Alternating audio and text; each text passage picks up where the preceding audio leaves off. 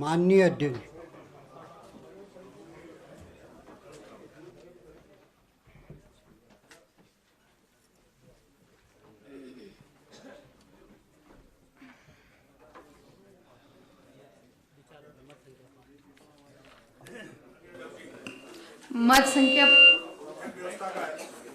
मत संख्या 5। माननीय मुख्यमंत्री जी, व्यवस्था का अभी है ही नहीं ना, विधायी कार्य हो ही नहीं रहा। क्या व्यवस्था आपकी?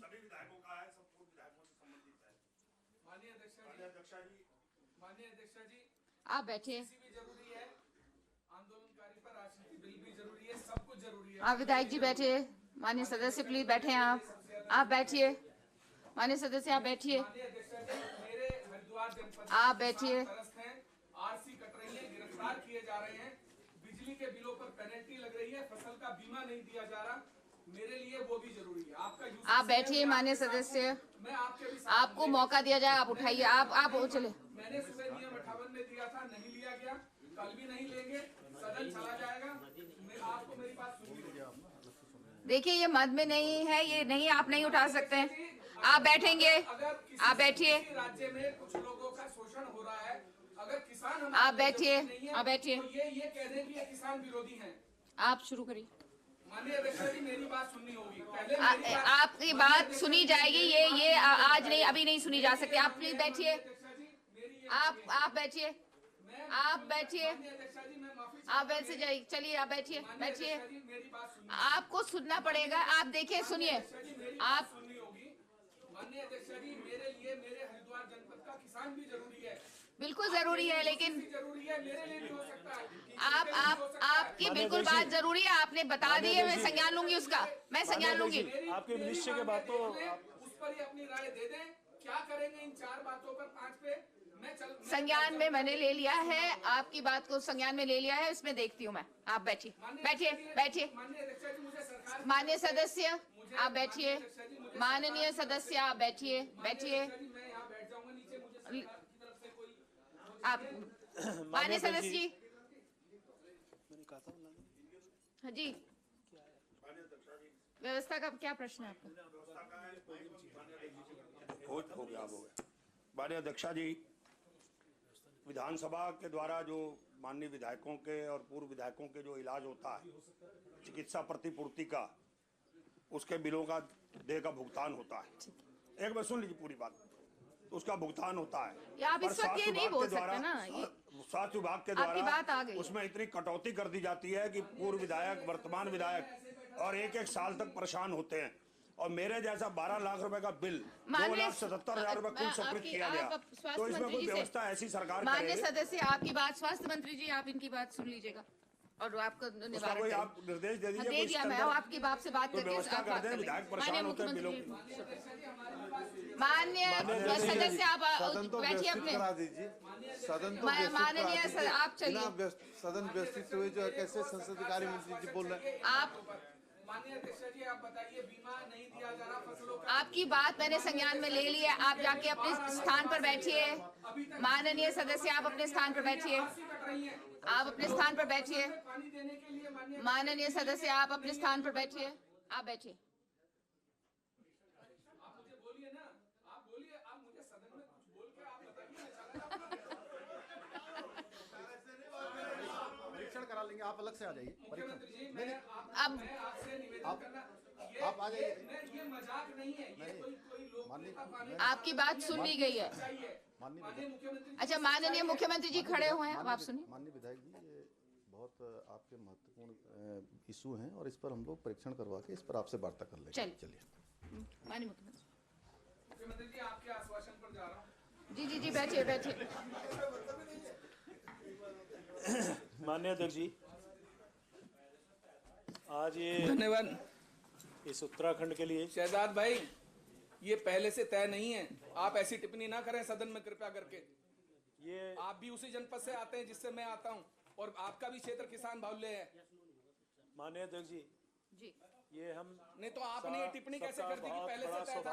आप खुद भी किसान है, तो आप ऐसी बात माननीय कैसे सदस्य सकते हैं आपस सदन में के ना अंदर? बैठिए। बैठिए। माननीय अध्यक्ष जी, कैसे कह रहे हैं पहले से तय था? माननीय आप बैठिए। बैठिए। माननीय अध्यक्ष जी, आप पढ़िए। ये आप मत क्यों 5 कर को ले? पढ़ेंगे। ये लड़ाई हो रही है क्या? कर ले, या युद्ध हो रहा है यहाँ पे? तो कर लो फिर, आओ। नहीं नहीं ये भाई जी, हल्की बात मत करो मेरे साथ। माननीय ये सदस्य मुझे जी, ऐरा गैरा विधायक मत समझना। माननीय सदस्य जी शांत रहिए, भाई जी, गलत शांत टिप्पणी रहिए, कैसे कर रहे हैं मेरे ऊपर? शांत रहिए, शांत रहिए, शांत रहिए। माननीय अध्यक्ष जी, भाई साहब मैं घूरो आपकी मत। अनुज्ञा से समान नागरिक संहिता उत्तराखंड 2024 विधेयक पर विचार किया जाए, आपसे अनुज्ञा मांगता हूँ। बोलिए बोलिए।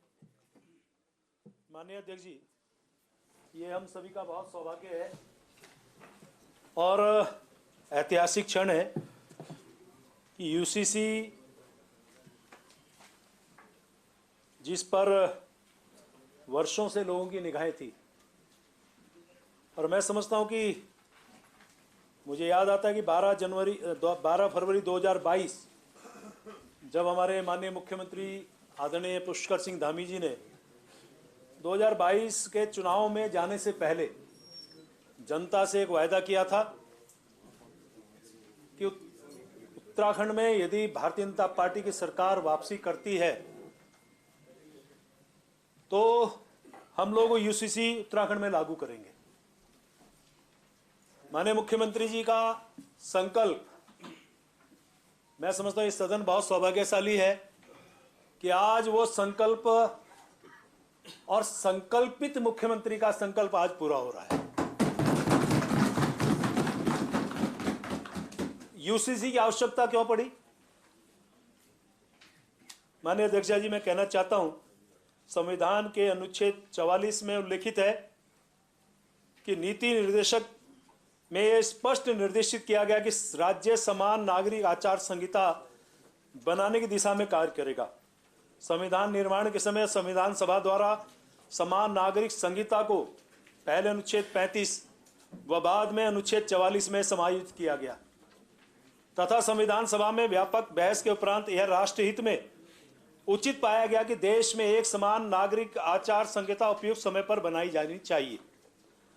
संविधान प्रारूप समिति के अध्यक्ष, जिनको हम हमेशा श्रद्धांजलि देते हैं, उनके बारे में चर्चा करते हैं। आज भी सुबह बड़ी अच्छे भाव से, चाहे पक्ष के लोग हैं विपक्ष के लोग हों, सभी ने डॉक्टर भीमराव अंबेडकर का या उनके बारे में जिक्र किया और उन्होंने भी हमेशा वो पक्षधर रहे हैं समान नागरिक आचार संहिता लागू हो। संविधान सभा के कुछ सदस्य जो आज हम लोग चर्चा कर रहे हैं, उस समय जो मुस्लिम सदस्य थे, इस्माइल खान, नजीरुद्दीन अहमद, पोकर साहिब बहादुर आदि के द्वारा भी समान नागरिक संहिता का विरोध नहीं किया गया। ये बड़े जो लोग आज चर्चा करते हैं, जो जातीय आधार पर, तुष्टीकरण के आधार पर राजनीति करने का काम करते रहे, उनको आज समझना होगा कि ऐसे लोगों ने उस समय समान नागरिक आचार संहिता का विरोध नहीं किया, अपितु कहा कि देश के बंटवारे का यह समय समान नागरिक आचार संहिता लागू करने के लिए उचित नहीं है, लेकिन इसे उपयुक्त समय पर लागू किया जाना चाहिए। माननीय अध्यक्ष जी, सबसे पहले 1973 में केशवानंद भारती, केरल सरकार, 1985 में मोहम्मद अहमद खान, शाहबानो बेगम, 1995 में सरला मुदगल, यूनियन ऑफ इंडिया, 2014 में Shabnam Hashmi, union of India, 2017 का Saira Bano, union of India जैसे अनेकों याचिकाओं की सुनवाई के उपरांत माननीय उच्चतम न्यायालय द्वारा समय समय पर अपने निर्णयों में समान नागरिक आचार संहिता लागू करने के पक्ष में उचित टिप्पणियां की गई। मतलब उच्चतम न्यायालय तब भी इन्हें लगातार समय समय पर अपने उचित टिप्पणियां करता रहा है। माननीय अध्यक्षा जी, भारत देश में आपराधिक मामलों के लिए, दीवानी मामलों के लिए सभी वर्गों पर समान कानून लागू है। व्यक्तिगत नागरिक मामलों के लिए भी समान कानून लागू कर भारत की मूल भावना अनेकता में एकता के लिए यूसीसी एक महत्वपूर्ण कदम है। माननीय अध्यक्षा जी, मैं बड़े विनम्र भाव से मैं आपसे कहना चाह रहा हूं कि अक्सर हम लोग हिंदू मुस्लिम इस प्रकार की हम लोग बात करते हैं, लेकिन जहां हम विभिन्न संविधानों में, जैसे हिंदुओं में पुत्र पुत्रियों को पैतृक संपत्ति में समान अधिकार देने का 2005 का उच्चतम न्यायालय का निर्णय हो, 3 तलाक कानून बनाकर कुप्रथा को समाप्त करने का भारत सरकार का प्रयास हो, या रखरखाव तथा संरक्षिता आदि से संबंधित विषयों के लिए उच्चतम न्यायालय के निर्णय हो, समिति ने व्यापक विचार विमर्श के उपरांत यह पाया कि किसी भी समाज में व्याप्त कुरीतियों को दूर करने के लिए एक सामूहिक सोच एवं आपसी सहमति तथा डिमांड होनी चाहिए। सरकार का कार्य तब प्रारंभ होता है और उस दशा में यदि कानून बनाया जाता है तो यह कानून बहुत ही सहज और सुलभ ढंग से लागू हो जाता है। माननीय अध्यक्षा जी, ये जो समान नागरिक आचार संहिता के विषय में मैं आपके सामने एक विषय और भी रखना चाहता हूं। आज यहां भारतीय जनता पार्टी की सरकार है और भारतीय जनता पार्टी की सरकार से पहले यदि मैं बात कहूं, नागरिक संहिता, समान नागरिक संहिता, मैं यदि थोड़ा सा पहले की स्थिति में जाऊं तो माननीय अध्यक्षा जी, हम लोग भारतीय जनता पार्टी से पहले भारतीय जनसंघ के रूप में हम लोग देश में काम करते थे। कृपया आपस में बात मत करो भाई, बहुत हो। भारतीय जनसंघ,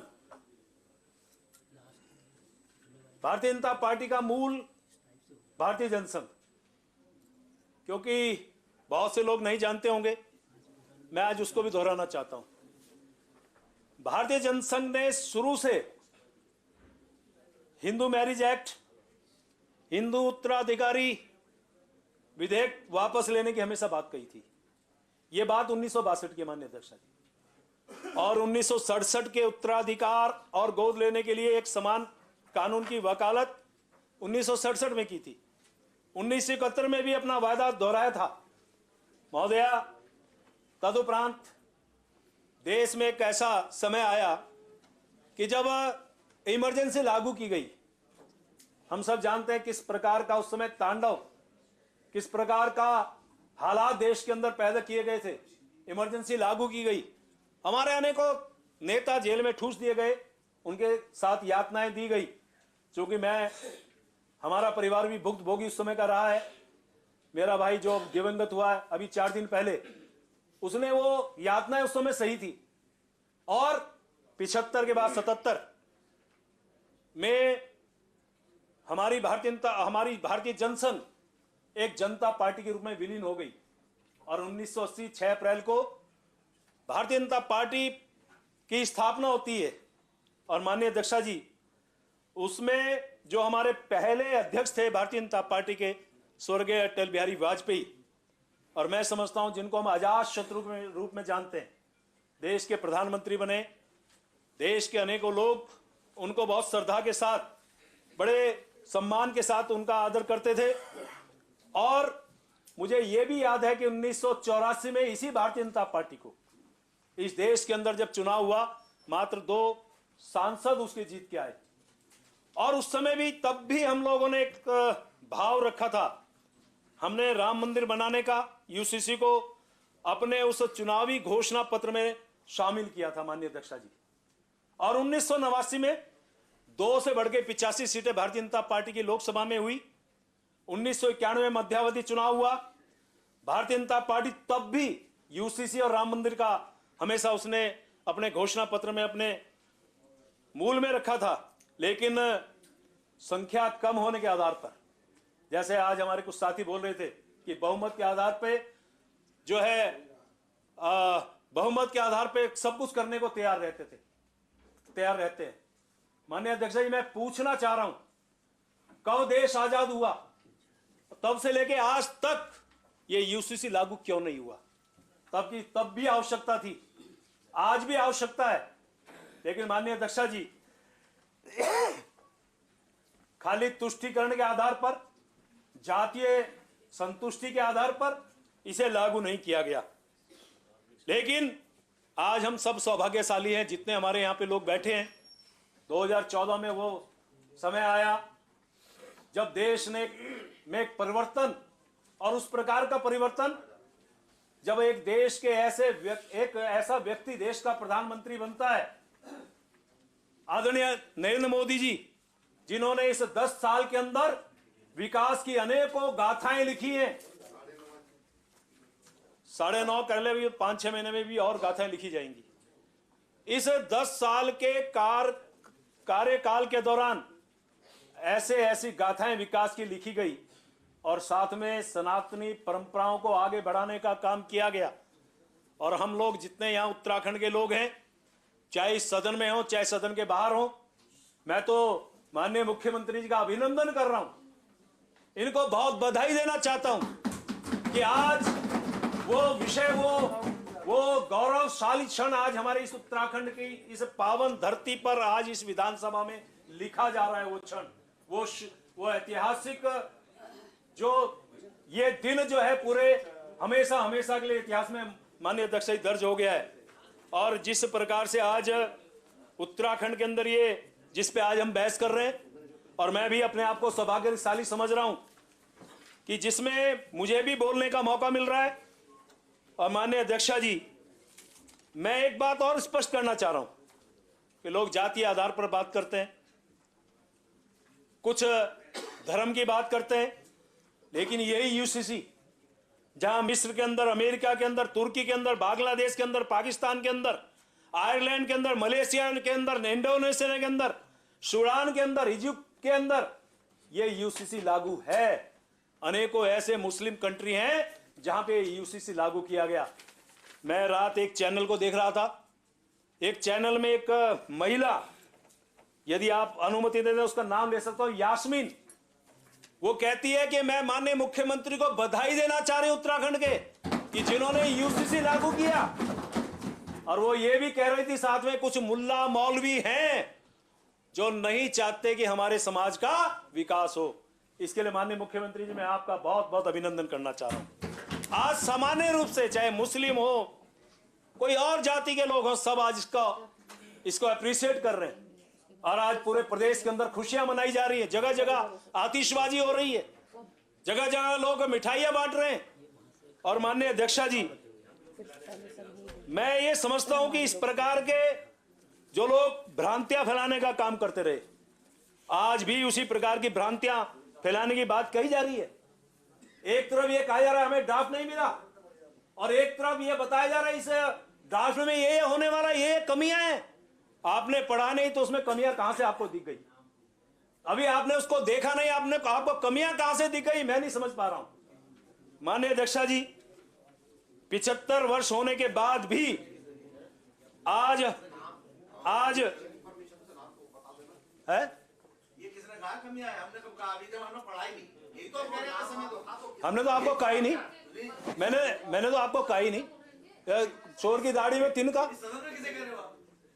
अब मैंने किसी को यदि आपको कहा तो आप बोलिए, यानी चोर की दाढ़ी में तिनका। तो अब आप, मैं सभी को बोल रहा हूं, समझदार को इशारा काफी। संसदीय भाषा का प्रयोग कर संसदीय अधिकार माननीय अध्यक्ष जी, माननीय अध्यक्ष जी, हमारी सरकार और इस यूसीसी के माध्यम से मैं एक बात कह सकता हूं कि इस यूसीसी के माध्यम से मातृशक्ति को समानता और समरसता का अधिकार मिलेगा। और हमारा समाज, हमारा देश हमेशा नारी को हम लोग पूजने का काम करते हैं। हम लोग उस परंपरा के लोग हैं, हम भारतीय लोग उस परंपरा के लोग हैं जो, फिर वो शर्मा का तंदूर कांड भी याद होगा आपको, फिर आपको और भी बातें समझ में आएंगी। जो नागपुर में महिलाओं के साथ उस अधिवेशन में, कांग्रेस के अधिवेशन में क्या क्या मिला था, वो जो जिसके बारे में चर्चा नहीं हम कर सकते, तो सब बातें आपको फिर समझ में आएंगी। इस बार अभी आप यूसीसी पे चर्चा कर लीजिए, फिर कहेंगे हमें जानकारी नहीं रही। माननीय अध्यक्षा जी, हम उस समाज के हिस्सा है जहां कहा जाता है यत्र नारस्तु पूजन्ते रमन्ते तत्र देवता, यानी जहां नारियों का मान सम्मान, यहां तक कि उसे पूजा अर्चना की जाती है, वहां देवता निवास करते हैं। हम तो कहते हैं देवी सर्वभूतेषु शक्ति रूपेण संस्थिता नमस्तस्यै नमस्तस्यै नमस्तस्यै नमो नमः, यानी कि नारियों को सभी प्राणियों में शक्ति यानी दुर्गा के रूप में माना जाता है। यही नहीं, हम लोग नारी को माता यानी अंबिका के रूप में पूजते हैं।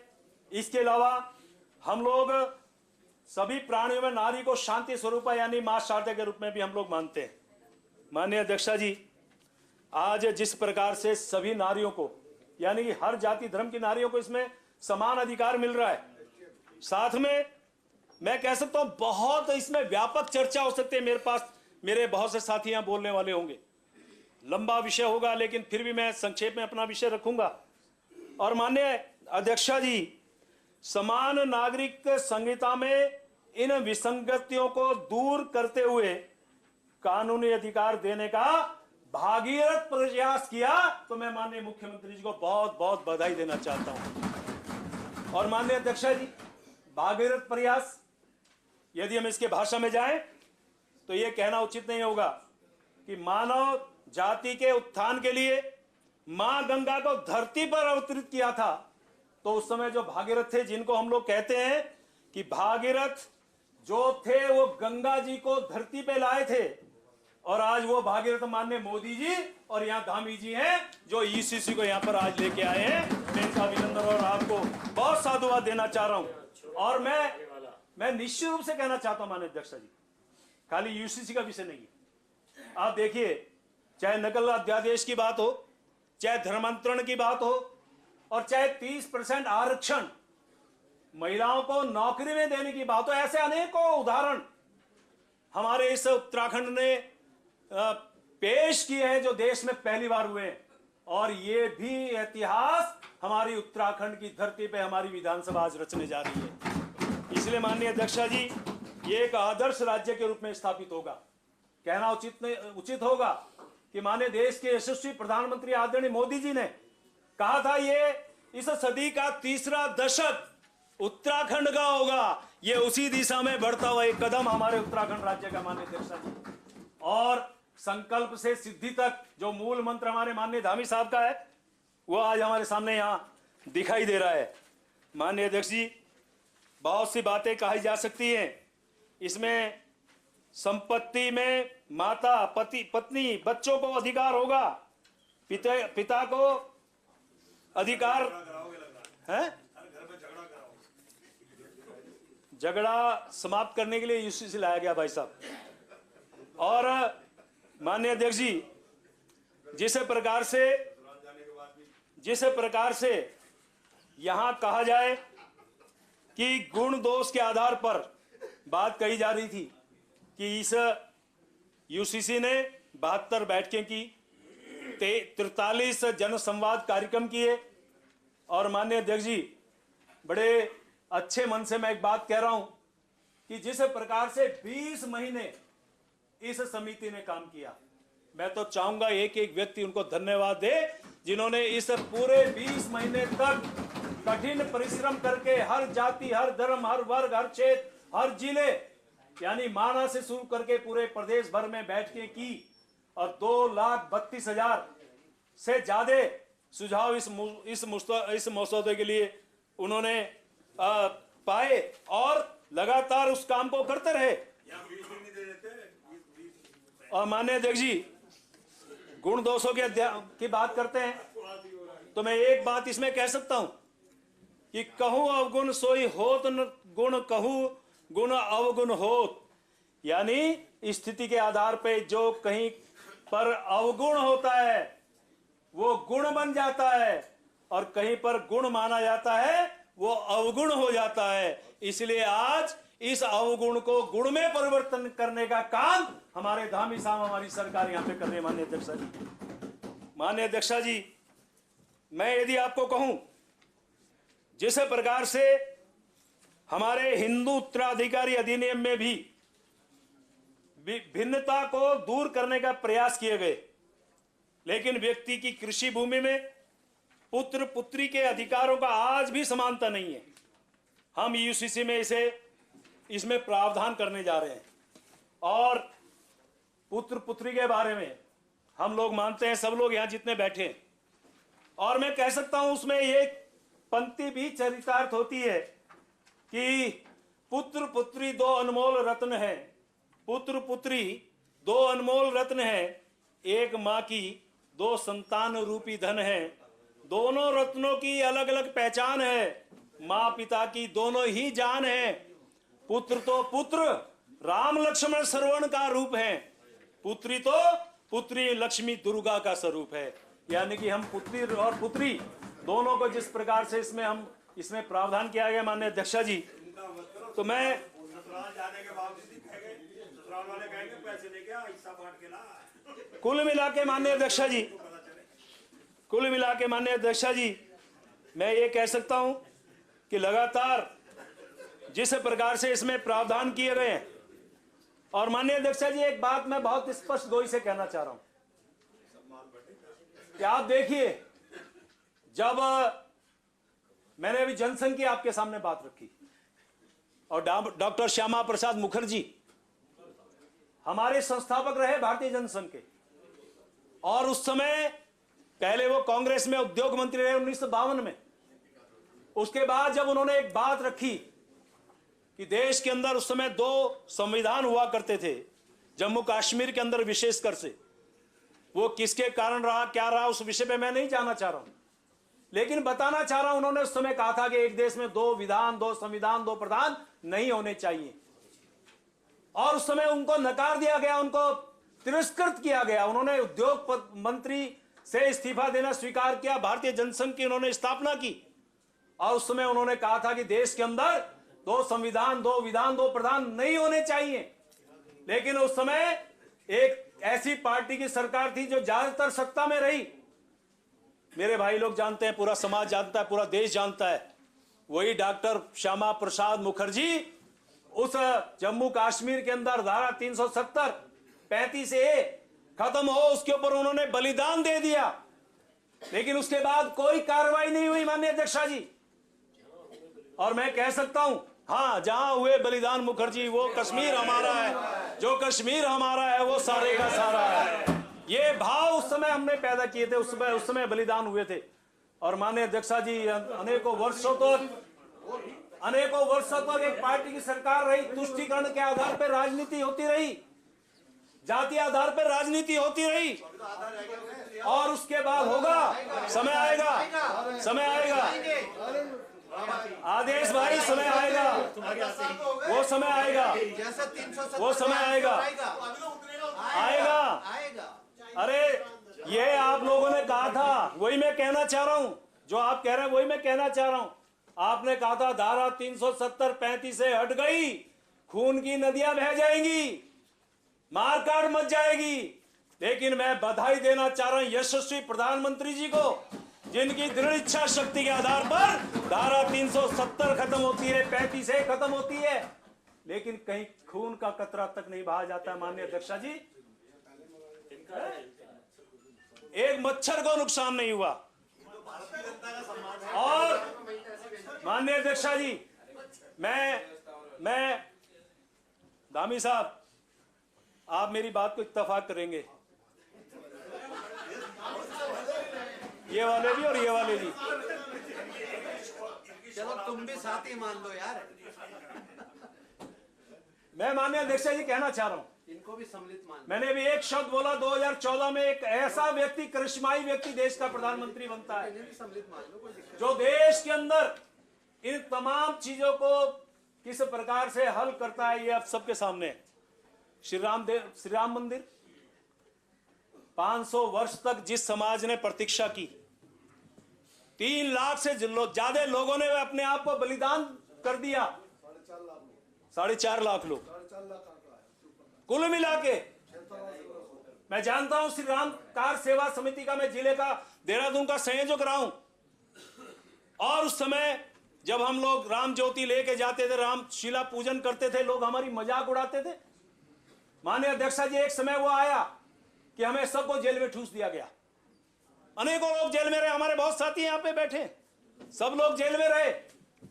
अभी मैं टिहरी जनपद का चूंकि प्रभारी हूं, 26 जनवरी को मुझे जाने का मौका मिला टिहरी में, आजादी का जश्न, गणतंत्र दिवस मनाने का अवसर था मेरे पास। मेरे दिमाग में, माननीय मुख्यमंत्री जी यहां बैठे हैं, सब लोग यहां बैठे, मेरे मन में आया कि चलिए उस टिहरी जेल को देख के आता हूं, जहां मैं 19 दिन श्री राम कार्य सेवा समिति के दौरान आंदोलन में मैं जेल में रहा था। मैं गया माननीय अध्यक्ष जी वहां देखने, और जब मैं वहां जाके देखता हूं तो थोड़ा स्वाभाविक है, 33-34 साल पुरानी वो बात, परिवर्तन तो आएगा। तो मेरे से बाहर पत्रकारों ने पूछा कि आपको क्या अंतर नजर आता है। हाँ बिल्कुल, पहले 150 की क्षमता थी, वहां 201 कैदी में उनको भी मैंने बातचीत की, उनसे मैंने मुलाकात की, उनसे मैंने कहा कि जो गलतियां हुई है उनको सुधारिए, जैसे आप लोगों ने गलतियां की थी वो हम सुधार रहे हैं। आप कर रहे हो, हम सुधारेंगे। अभी आप कर रहे हो, हम सुधारेंगे। अध्यक्षा जी, उसके बाद जब पत्रकार पूछते हैं कि आपको क्या अंतर नजर आ रहा है, तो मैंने अध्यक्षा जी मेरे मुंह से पता नहीं क्यों और कैसे निकल गया कि पहले हम भगवान श्री राम का नाम लेते थे तो पुलिस गट्टा पकड़ के जेल में डालती थी, आज भगवान श्री राम का नाम लेते हैं तो सम्मान किया जाता है। मतलब ये अंतर दिखाई दे रहा है। आज जय श्री राम बोलना, जो कल तक यानी कुछ समय पहले तक भगवान श्री राम को लोग काल्पनिक कहते थे, भगवान श्री राम के मंदिर के नाम पे जब सुप्रीम कोर्ट में सुनवाई होती थी, हमारे साथी जानते होंगे, बड़े बड़े वकीलों की फौज खड़ी कर दी गई कि भगवान श्री राम का मंदिर नहीं बनना चाहिए। माननीय अध्यक्षा जी, राजीव गांधी जी और पीवी नरसिम्हा राव के समय ये चलो चलो, जय सिया राम, जय सिया राम, जय सिया राम। बहुत अच्छा है, चलो आज स्वीकार तो कर रहे हैं। जय सिया राम, सीता माता को भी याद करिए। सबसे पहले जय सिया राम ही लिखते हैं।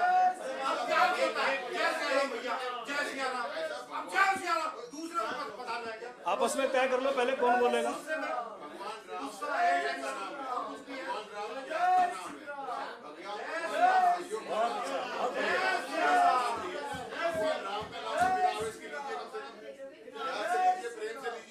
प्रेम से लीजिए ना, हम तो कह रहे हैं प्रेम से ले रहे हैं हम। माननीय मंत्री जी, हम आए थे। एक मिनट। माननीय अध्यक्ष जी, अरे आज ये माननीय अध्यक्ष जी, माननीय अध्यक्ष जी, ये बदलाव देख के बहुत प्रसन्नता हो रही है। ये बदलाव देख के बहुत प्रसन्नता हो रही है। माननीय अध्यक्ष जी, घरों में पूजा अर्चना नहीं होती है क्या? बदलाव क्या पूजा अर्चना नहीं होती है घरों में क्या? ये बदलाव नहीं श्री राम की पूजा वगैरह नहीं होती क्या? हमने जब से पैदा हुआ हमने देखा है कि भगवान पुरुषोत्तम जो है रामचंद्र जी का हमेशा जो है वो उसका दिव्य और भव्य जो है आयोजन होता है, तो रामलीला के नाम पर हम लोग मनाते हैं। ये कोई वो नहीं है। वो तो ये मैंने उत्तराखंड भगवान राम के नाम पर उत्तराखंड में कभी नहीं देखा कि भाई किसी ने विरोध किया। आपके लिए सबके हैं, तो ये गलत है। माननीय अध्यक्षा जी, बदलाव आ रहा है। माननीय अध्यक्षा जी, माननीय अध्यक्षा जी, भगवान राम ने टेंट में रह के लड़ाई लड़ी, वो उनको तो बाहर कर दिया। माननीय अध्यक्षा जी, भाई हमारे आज भगवान श्री राम का नाम ले रहे हैं, हमें बहुत अच्छा लग रहा है। अभी हमारा राजनीतिक स्वार्थ नहीं ढूंढते हम भगवान में। हमारे देखिए, यदि स्वार्थ की बात होती तो यूसीसी बहुत पहले आ गया होता। स्वार्थ यदि आप लोग नहीं करते तो यूसीसी बहुत पहले आ गया होता।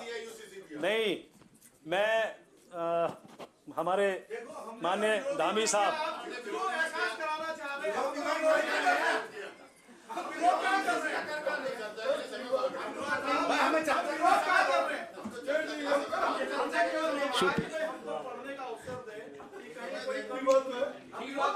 तो प्राण प्रतिष्ठा हमारे ऊपर जो है प्रश्न चिन्ह लगाने की, ये भगवान का विरोध कर रहे हैं, उसका विरोध। तभी तो प्राण प्रतिष्ठा के कार्यक्रमों में बाइकआउट नहीं किया आप लोगों ने। आज वहाँ पे जो है आप बीजेपी के विधायक नहीं, आप पूरे प्रदेश के जो है संसदीय कार्य मंत्री, उस भाव से बोलिए। जब कोई विरोध करेगा तब जवाब दीजिए। माननीय अध्यक्षा जी, हमको छेड़ने की कोशिश कर रहे हैं। माननीय अध्यक्षा जी, माननीय अध्यक्षा जी, कुछ दिन पहले हम लोग चूंकि मूल रूप से राष्ट्रीय स्वयंसेवक संघ के स्वयंसेवक रहे और आरएसएस जिसे बोलते हैं, उसका एक मूल जो भाव है देश के अंदर इस संस्कृति को लाना है। 1925 से लेकर लगातार हम एक ही बात करते थे कि सनातनी परंपरा वापस आनी चाहिए, जो पिछले 75 सालों में नष्ट हुई। और माननीय अध्यक्षा जी, पिछले दिनों जब वो आए तो मैंने उनसे एक ही बात कही, उस समय माननीय प्रांत प्रचारक जी को, कि नाम लेना ठीक नहीं होगा, मैंने उनसे कहा कि जो राष्ट्रीय स्वयंसेवक संघ का जो भाव था वो आज इसलिए पूरा हो रहा है कि कल हम वंदे मातरम बोलते थे तो हमारी मजाक उड़ाते थे, आज सब वंदे मातरम बोल रहे हैं। और यदि आज श्री राम बोल रहे हैं तो हमारा सौभाग्य है कि हमारे भाई भी आज जय श्री राम बोल रहे हैं। ये हमारा सौभाग्य है। ये आज सारे काम पूरे हो रहे हैं। मैंने कहा ना, ये 1986 की बात कर रहे हैं माननीय अध्यक्षा जी, तो 1986 के बाद भव्य मंदिर क्यों नहीं बनाया, ये मेरे साथी बता दें। क्यों इतने साल लगे? सुप्रीम कोर्ट में फौज किसने खड़ी की? वकीलों से फौज किसने खड़ी की? क्यों कहा गया कि नहीं, हम काम नहीं थे? माननीय अध्यक्षा जी, सरकार का जियो दिखा दो आप, जिससे मंदिर बनाया, सुप्रीम कोर्ट ने बनाया। माननीय अध्यक्षा जी, जिस प्रकार से धारा 370-35 से इस देश से हटी, जिस प्रकार से 3 तलाक इस देश से खत्म हुई, जिस प्रकार से भगवान श्री राम की प्राण प्रतिष्ठा उस भव्य मंदिर में इस 22 जनवरी को हुई, ये हम सबके आंखों के सामने हमने देखा। और आज यूसीसी हम यहाँ लागू करेंगे उस संकल्प के साथ। माननीय अध्यक्षा जी, मैं सभी को आज बहुत बधाई दे रहा हूं माननीय अध्यक्षा जी। और बोलने को बहुत कुछ कहा जा सकता है, मेरे तमाम साथी यहाँ बोलेंगे, लेकिन माननीय अध्यक्षा जी, जिस प्रकार से विवाह में, संपत्ति में, तलाक में, एडॉप्शन में, ये समान नागरिक संहिता में उन महिलाओं को संरक्षण मिलेगा जो संहिता, यार बीच बीच में कुछ गड़बड़ हो रही है। और जिस प्रकार से जिन बहनों के साथ एक पत्नी, बहुपत्नी, ये जो अनेकों जो विसंगतियां थी, उसमें उनको अधिकार मिलेगा। शादी में रजिस्ट्रेशन करना अनिवार्य होगा। साथ में जो रजिस्ट्रेशन करेगा उन्हें सरकारी योजनाओं का लाभ मिलेगा। ऐसे अनेकों प्रावधान इसमें किए गए हैं। और मैं, चूंकि हमारे देश के यशस्वी प्रधानमंत्री,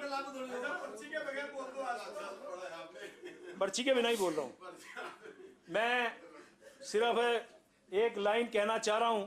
मुझे याद है कि माननीय देश के यशस्वी प्रधानमंत्री ने 8 फरवरी 2023 को दुष्यंत गौतम की 2 पंक्तियां कही थी, मैं वो दोहराना चाह रहा हूं।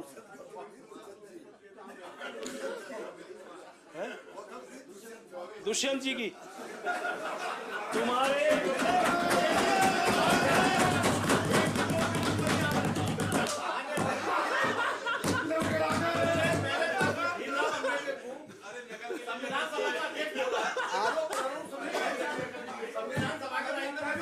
संशोधन कर दिया। दुष्यंत गौतम जी की संशोधन सुना दीजिए, आज वो दुष्यंत गौतम जी की भी सुना दीजिए।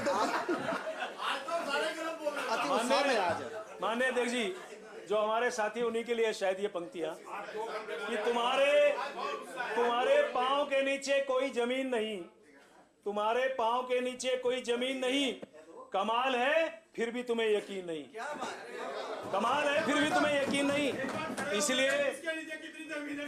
इसलिए और 9 फरवरी 23 को ये बात फिर उन्होंने कही थी कि कीचड़ उनके पास था, मेरे पास गुलाल, कीचड़ उनके पास था, मेरे पास गुलाल, जो भी जिसके पास था उसने दिया उछाल। माननीय अध्यक्षा जी, इन्हीं शब्दों के साथ मैं माननीय मुख्यमंत्री जी को बहुत बहुत बधाई दे रहा हूं कि उन्होंने जो देश के अंदर एक यूसीसी लाके एक इतिहास बनाने का काम किया। हम सारे यहाँ आनंदित हैं, बहुत खुश हैं, बहुत गौरवान्वित हैं। ये जो भवन है ये भी साक्षी बनेगा। और जब 6 फरवरी का दिन आएगा, उसी प्रकार जैसे 22 जनवरी का दिन आएगा पूरा देश खुशियां मनाएगा, उसी प्रकार 6 फरवरी का दिन आएगा, ये प्रदेश खुशियां मनाएगा, देश खुशियां मनाएगा। इसी प्रकार से मैं आपको धन्यवाद दे रहा हूं और माननीय मुख्यमंत्री जी को बधाई के साथ अपनी बात को खत्म कर रहा हूं। बहुत बहुत धन्यवाद। जय हिंद, जय भारत, जय उत्तराखंड। माननीय नेता प्रतिपक्ष जी, माननीय नेता प्रतिपक्ष जी। माननीय अध्यक्ष जी, जब माननीय मुख्यमंत्री जी प्रातः इस विधेयक को प्रस्तुत कर रहे थे, उस दौरान मैंने आपसे भी निवेदन किया था, अपेक्षा की थी, जो विशेषज्ञ समिति की जो रिपोर्ट है, विधेयक से पहले उसको सदन के पटल पर रखा जाए तो बेहतर होगा। और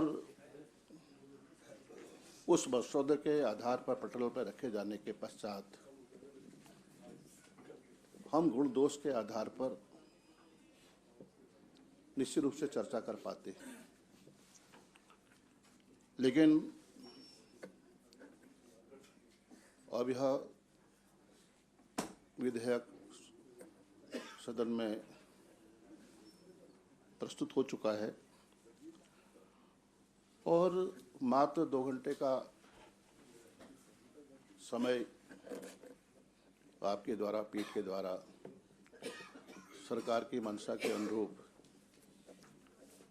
हमारे माननीय सदस्यों को चर्चा के में भाग लेने के लिए दिया गया। और हम लगातार इस बात को कहते रहे कि समय अवधि बढ़ाई जाए और हड़बड़ी में, उतावली में, जल्दबाजी में, जिसका अभी आदरणीय संसदीय कार्य मंत्री जी ने बखान किया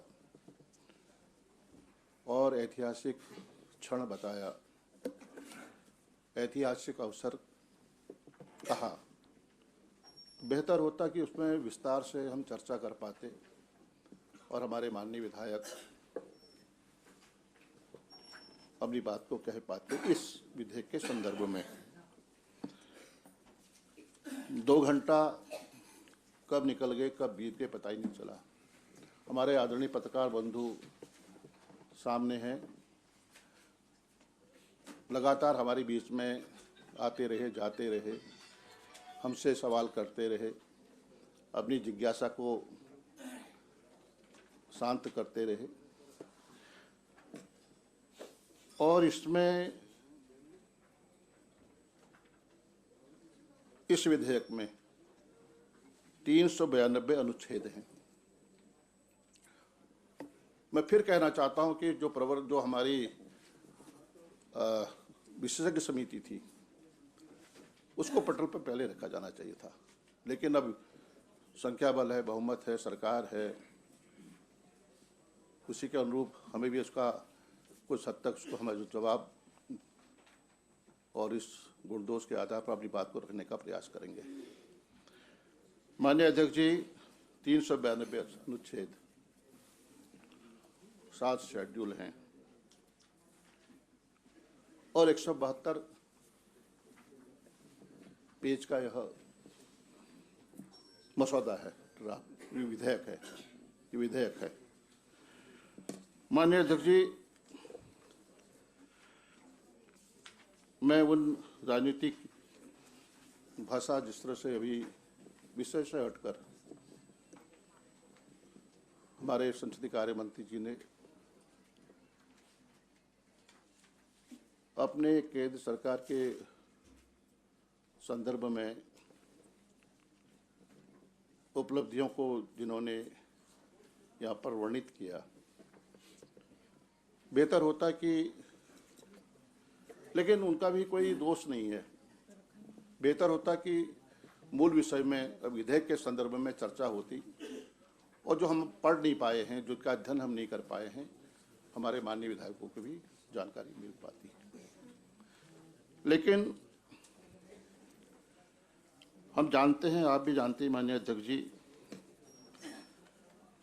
इस देश में, हाँ यह भी कहना चाहता हूं कि जो ड्राफ्ट कमेटी थी, जो विशेषज्ञ समिति थी माननीय अध्यक्ष जी, उसमें जैसा कि जानकारी है, रिटायर्ड जज उस ड्राफ्ट कमेटी की, उस विशेषज्ञ समिति की, एक्सपर्ट कमेटी की अध्यक्ष थी और हमारे वरिष्ठ नौकर साहब प्रोफेसर उसके सदस्य थे। क्या ये उचित नहीं होता कि उसमें जो हमारे विभिन्न धर्म हैं, उनके धर्म गुरुओं को भी उस एक्सपर्ट कमेटी में सम्मिलित किया जाता, उन्हें भी सदस्य के रूप में शामिल किया जाता, तो वो अपने धर्म के बारे में उनको जितनी जानकारी है शायद हमारे इस एक्सपर्ट कमेटी के सदस्यों को नहीं होगी। ये सच्चाई है, सत्य है, लेकिन ऐसा नहीं हुआ। भारत देश बहुलतावादी देश है। धर्म, जाति, मजहब, संप्रदाय, समुदाय, जनजाति, आदिवासी से बना हुआ देश है, मुल्क है। और अलग अलग धर्मों के 10 सिविल कानून भी हैं। और इसके अलावा देश में स्पेशल मैरिज एक्ट 1956 से लागू है। इसके अधीन कोई भी धर्म का विवाह करने के उपरांत अपनी शादी को रजिस्टर कर सकता है। सिख लोग अपनी हिंदू विवाह अधिनियम के अलावा आनंद कारज एक्ट के अंतर्गत भी अपने विवाह को रजिस्टर करा सकते हैं मान्यता से। लेकिन अभी आदरणीय संसदीय कार्य मंत्री जी कह रहे थे कि ये हमारी सरकार है, उत्तराखंड पहला राज्य बन रहा है। माननीय नेता प्रतिपक्ष जी, आप कोई प्रस्ताव का संशोधन कुछ रखना चाह रहे हैं? मैं इसके बाद रखूँ, हमें बात कह लूँ, उसके बाद मैं रखना चाहूँगा।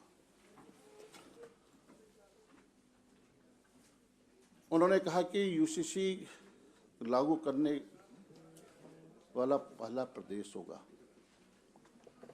कुछ विषय समवर्ती सूची के हैं। क्या राज्य को यह अधिकार है या अन्य राज्य इसको स्वीकार करेंगे? क्या जो 2016 में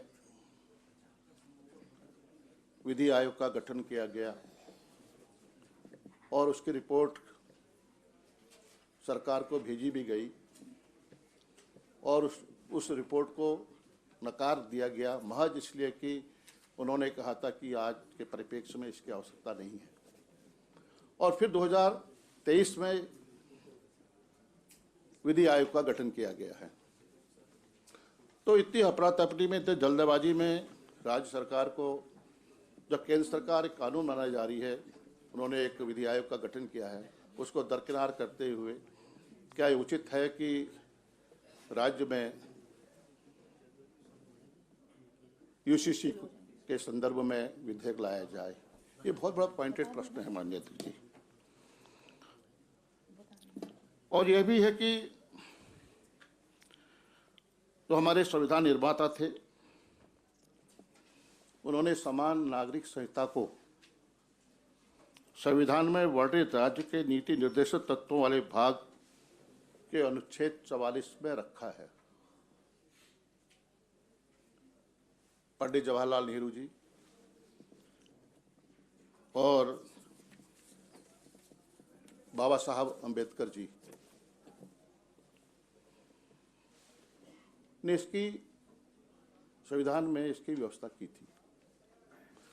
और मैं यह भी याद दिलाना चाहता हूं, आज से 50 साल पहले 1971 में जब ऑल इंडिया कांग्रेस कमेटी का अधिवेशन अहमदाबाद में हो रहा था, मैं इसलिए कह रहा हूं कि आपने कहा कि आपने इसमें पहल क्यों नहीं की, आप उसका श्रेय लेना चाहते हैं। ऑल इंडिया कांग्रेस कमेटी के अधिवेशन अहमदाबाद में तत्कालीन प्रधानमंत्री श्रीमती इंदिरा गांधी जी ने अधिवेशन में अपने कार्यकर्ताओं से कहा, समान नागरिक संहिता लागू करने के लिए आप लोगों को मन बनाना होगा, आपको तैयार रहना होगा। तो हमारी नीयत तो पहले से स्पष्ट थी। 50 साल निकल गए माननीय अध्यक्ष, मैं मानता हूं।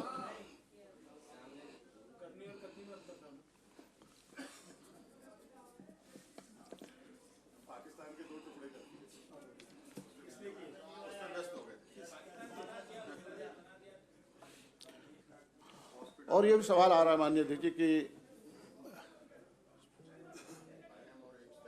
जो जस्टिस देसाई की अध्यक्षता में जस्टिस देसाई जी की अध्यक्षता में जब सुझाव मांगे जा रहे थे और हमारे सत्ता पक्ष की ओर से कहा जा रहा है कि कांग्रेस उसमें शामिल नहीं हुई, न हमें कभी आमंत्रित किया गया, न हमसे कभी सवाल मांगे गए, न कभी हमें सुझाव मांगे गए। अच्छा, बेहतर होता कि अगर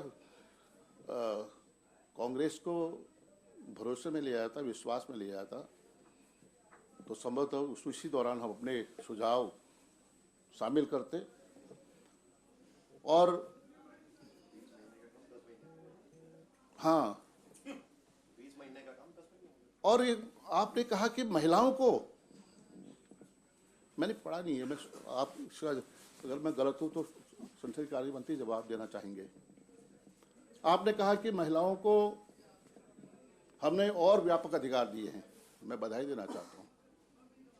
लेकिन एक तरफ आपने कहा कि जनजाति आदिवासी वर्ग को, जातियों को हमने इस समान नागरिक संहिता से बाहर किया है। उन महिलाओं को अधिकार क्यों नहीं दिया? समान नागरिक संहिता से उत्तराखंड के जनजातियों को बाहर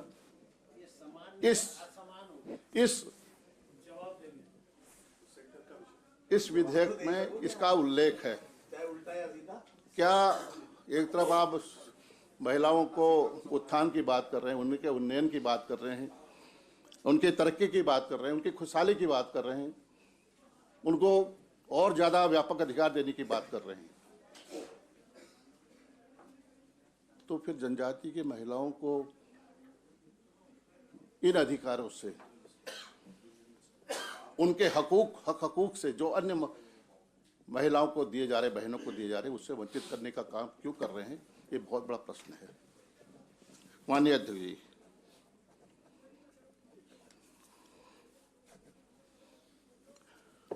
अब नागरिक कानूनों में यानी सिविल कोड की चर्चा भारत के संविधान के परिप्रेक्ष्य में करना बहुत जरूरी है माननीय अध्यक्ष जी। समान नागरिक संहिता से जुड़े सिविल कानून भारत की संविधान की समवर्ती सूची के इनटी संख्या 5 में है। इसमें है कि इन विषयों में केंद्र के अलावा राज्य भी कानून बना सकते हैं, यह है उल्लेख है इसका। लेकिन समवर्ती सूची में रखे विषयों पर केंद्र और राज्य के कानूनों में टकराव होता है तो भारत के संविधान के अनुच्छेद 254A के अनुसार केंद्र के कानून को प्राथमिकता दी जाएगी। जो ये यूसीसी है, इसके कोई मायने नहीं रहेंगे, क्योंकि केंद्र सरकार 2023 में फिर उन्होंने विधि आयोग का गठन किया है। तो इसके मायने क्या है? क्या ये चुनाव को दृष्टि में 2024 के चुनाव में वो मुद्दे कहाँ हैं माननीय अध्यक्ष जी? वो मुद्दे जो आज के प्रमुख मुद्दे हैं, जो आज हमने सुबह, मैंने अपनी बातों में, अपने चंद शब्दों में मैंने अपनी बात को रखा। भ्रष्टाचार है, आपदा है, बेरोजगारी है, पलायन है, गिरती हुई कानून व्यवस्था है, माफियाओं का राज है, भू कानून है, मूल निवास है। ये मुद्दे आज के नहीं है क्या? ये मुद्दे आज के ज्वलंत मुद्दे हैं माननीय अध्यक्ष जी। इससे अनदेखी कौन कर सकता है? सरकार नहीं कर सकती है। हम इन्हीं विषयों पर बात करना चाहते थे और हमने कहा कि प्रश्नकाल होना चाहिए। जो हमारा मूल अधिकार है, जो हमारा और हमारे मूल अधिकारों का माननीय अध्यक्ष जी, मैंने कल भी आपसे संरक्षण चाहा था। मैंने कहा था इसमें प्रश्नकाल होना चाहिए और उनको मौलिक अधिकारों का हनन नहीं होना चाहिए। इस पंचायत में अगर हमारे माननीय विधायक अपनी बात को नहीं रखेंगे तो कहाँ रखेंगे? ये बात हम खत्म हो गई। यहीं पर समानता खत्म होगी माननीय अध्यक्ष जी।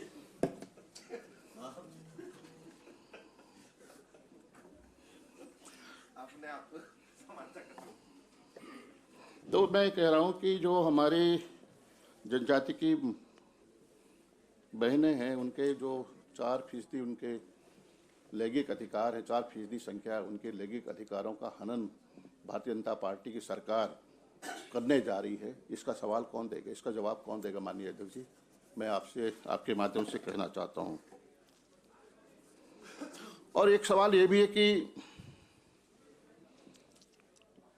अगर हमारा कोई परिवार उत्तर प्रदेश से लगी हुई सीमा है, हिमाचल से लगा हुआ हमारा प्रदेश है, अगर वो विवाह करके आता है, बाहर से वधू को लाता है, शादी करके आता है, तो उसके ऊपर कौन सा कानून लागू होगा? उत्तर प्रदेश का, उत्तराखंड का। इस विषय पर आपने माननीय संसदीय कार्य मंत्री से मैं आपका ध्यान आकृष्ट करना चाहूंगा। इन पर आपको इसलिए हम कह रहे थे हम चर्चा से कभी भाग नहीं रहे, चर्चा से हम इनकार नहीं कर रहे हैं, लेकिन समय देना चाहिए। अनुच्छेद 392 अनुच्छेद है। आपने तो सब पढ़ लिया है लग रहा है। कहाँ से पढ़ लिया? अरे इतना बोल रहे हैं आप, कैसे पढ़ेंगे? ये तो आप ही पढ़ा रहे हैं, आप ही कह रहे हैं, मैं उसी को दोहरा रहा हूँ। मैं उनमें कुछ कमियां ढूंढने की कोशिश कर रहा हूँ। माननीय अध्यक्ष जी, कल भी कार्य मंत्रणा समिति में मैंने कहा था कि मैंने माननीय पुष्पाल अरोड़ा जी 5 बार के विधायक हैं।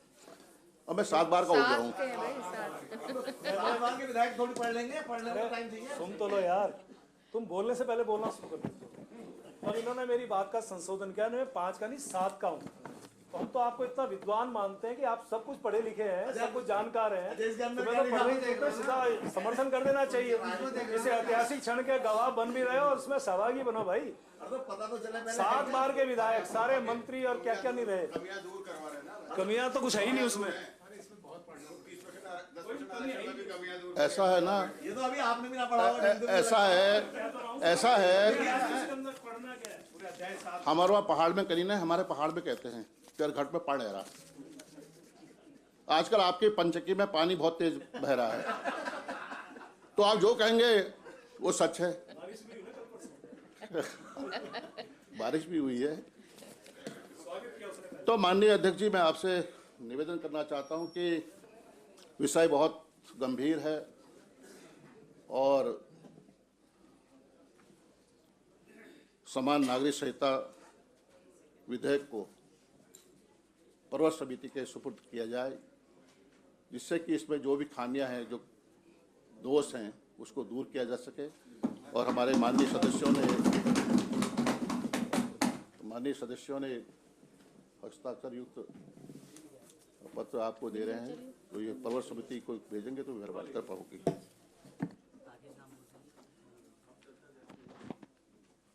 माननीय सदस्य प्रीतम सिंह जी, माननीय सदस्य राजेंद्र भंडारी जी, माननीय सदस्य तिलक राज बेहड़ जी, बोल रहे हैं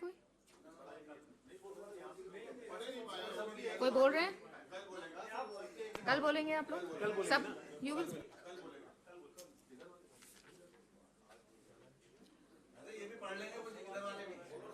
माननीय सदस्य मदन कौशिक निवेदन है, माननीय मुख्यमंत्री से निवेदन है और संसदीय कार्य मंत्री से अनुरोध है, कृपया इसको पर्वत समिति को सौंपने में दे दिया जाए, जिससे कि बजट सत्र आ रहा है उसमें धन्यवाद। जो खामियां हैं, जो कमियां हैं, वो दुरुस्त हो सकती हैं। चर्चा कर लेते हैं। धन्यवाद माननीय अध्यक्ष जी, आपने कैसे बिल पर बोलने का अवसर दिया, जो वास्तव में न केवल उत्तराखंड राज्य अपितु राज्य के माध्यम से पूरे देश में अन्य राज्यों के लिए भी एक मार्गदर्शक इस रूप में कानून बनने जा रहा है। मैं बधाई देना चाहता हूं यहाँ अपने विधायक रवि बहादुर जी को हृदय जी को कि आपने आज कि आपने बड़े मन के साथ जय श्री राम ही नहीं बोला, अभी तो कहा कि हमने कभी राम मंदिर का विरोध नहीं किया। मैं माननीय मुख्यमंत्री से निवेदन करूंगा कि पूरे देश में एक संदेश उत्तराखंड राज्य से जाना चाहिए, एक बड़ा जहाज करके आप हम सबको उनके साथ लेकर अयोध्या में जाएंगे, हम इकट्ठे जाएंगे, कांग्रेस और भारतीय जनता पार्टी। आप मान्यवर इतना जरूर कर। माननीय अध्यक्ष जी, अगर एक अनुमति हो, माननीय अध्यक्ष जी चल जाएगा, उसी दिन पता चल जाएगा मान्यवर कितने बड़े मन के नेता। माननीय अध्यक्ष जी, उस पर मैं, क्योंकि आपने मेरा नाम लिया, मैं तो आपको बता दूं माननीय सदस्य को कि मेरी जो स्वर्गवासी माता जी थी, उन पे भी मंदिर समिति के लोग आए थे चंदे के लिए, और 51,000 रुपए उन्होंने भी चंदा दिया था। तो भगवान श्री राम सबके हैं। अगर कोई विशेष टिप्पणी करके और ऐसी बात कहके कि जैसे पहली बार हमने इनके मुंह से ही भगवान श्री राम का नाम सुना है, गलत है। लेकिन मैं नहीं, आप कहते हैं, आपके लिए बहुत बहुत बधाई है, लेकिन मैं देखता हूं जब भी जय श्री राम, भारत माता की जय, वंदे मातरम ऐसे नारे होते हैं तो बड़ा गुस्सा आने लगता है, मुंह लाल हो जाता है कई सदस्यों का। वो आपका नहीं होता होगा, लेकिन आपके अन्य भाई होगा जो अन्य होते होंगे। तो माननीय अध्यक्ष जी, आज जब राम मंदिर की बात है तो निश्चित रूप से आज ये सदन बड़े हर्ष के साथ भारत के प्रधानमंत्री को हार्दिक बधाई और शुभकामनाएं देता है कि आपके नेतृत्व में भव्य राम मंदिर का जो शिलान्यास और उसके बाद अब उद्घाटन हुआ है, ये बहुत बड़ा काम इस देश की संस्कृति के लिए हुआ है। ये कोई सामान्य बात नहीं हो सकती। माननीय अध्यक्ष जी, ये सही है कि आजादी के बाद अनेक वर्षों तक हमारे जो मित्र हैं, इनका दल सत्ता में रहा है, और ये भी सही है कि समय समय पर राम मंदिर को लेकर कुछ निर्णय करने की कोशिश करते करते और फिर पीछे हटने का काम भी हुआ है। राम मंदिर को लेकर जब आज पूरा देश हर्षोल्लास के साथ इस रूप में मना रहा है, तो हमारे मित्र राम मंदिर के अस्तित्व को नकारने वाले लोग भी आपकी नजर में होंगे कि कौन लोग थे जिन्होंने कहा कि राम हुए नहीं हुए, उसके अस्तित्व को नकारने वाले लोग भी इस देश में इस रूप में हुए हैं। आ रहा हूं, उसी पे आ रहा हूं, ये उसी से जुड़ा हुआ है। मान्यवर, आज जब हम यूसीसी को लेकर और कहीं ना कहीं एक भाव प्रकट करते हैं, तो सवाल उत्तराखंड का नहीं है।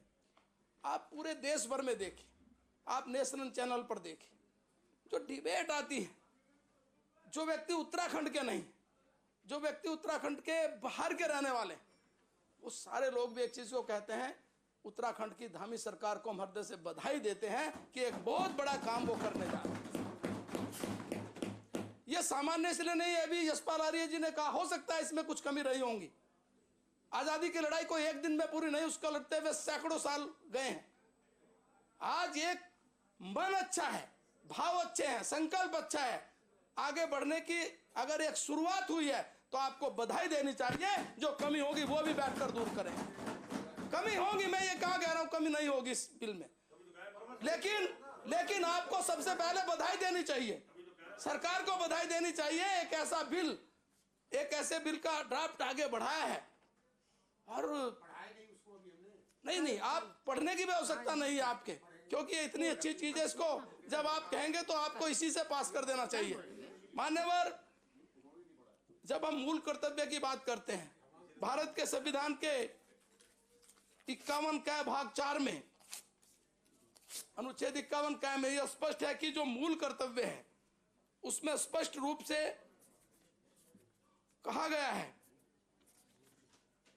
कि भारत के सभी लोगों में समरसता, समान भारतत्व भावना का निर्माण, धर्म, भाषा, प्रदेश या वर्ग पर आधारित भेदभाव, ऐसी प्रथाओं का त्याग जो स्त्रियों के सम्मान के विरुद्ध हो, हमारी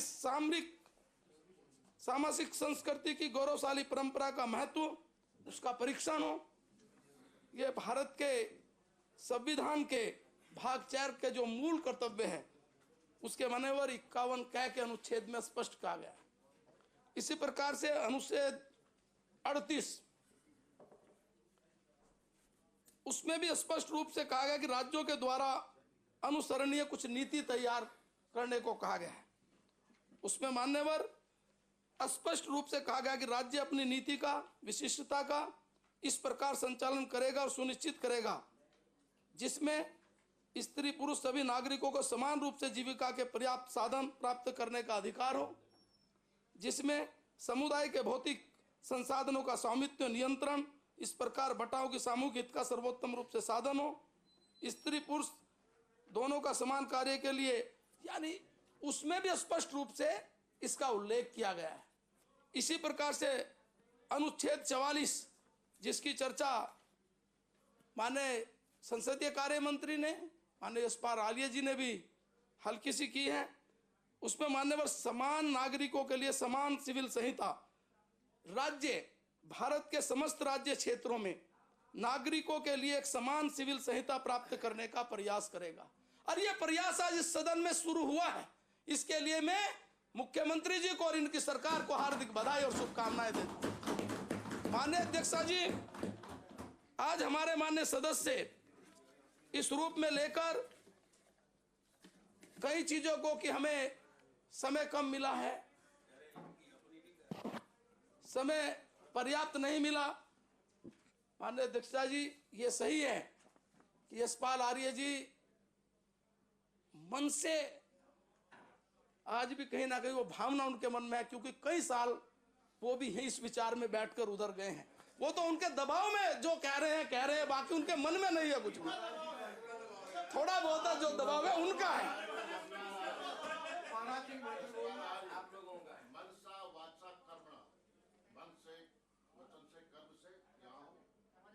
भगवान चाहे आप हमेशा वही रहे, आप जीवन भर वही रहे, जब तक मैं वहां हूं तब तक वही रहे हमेशा, तब मैं वहां हूं तब तक बस जब इधर आऊंगा हमेशा आप।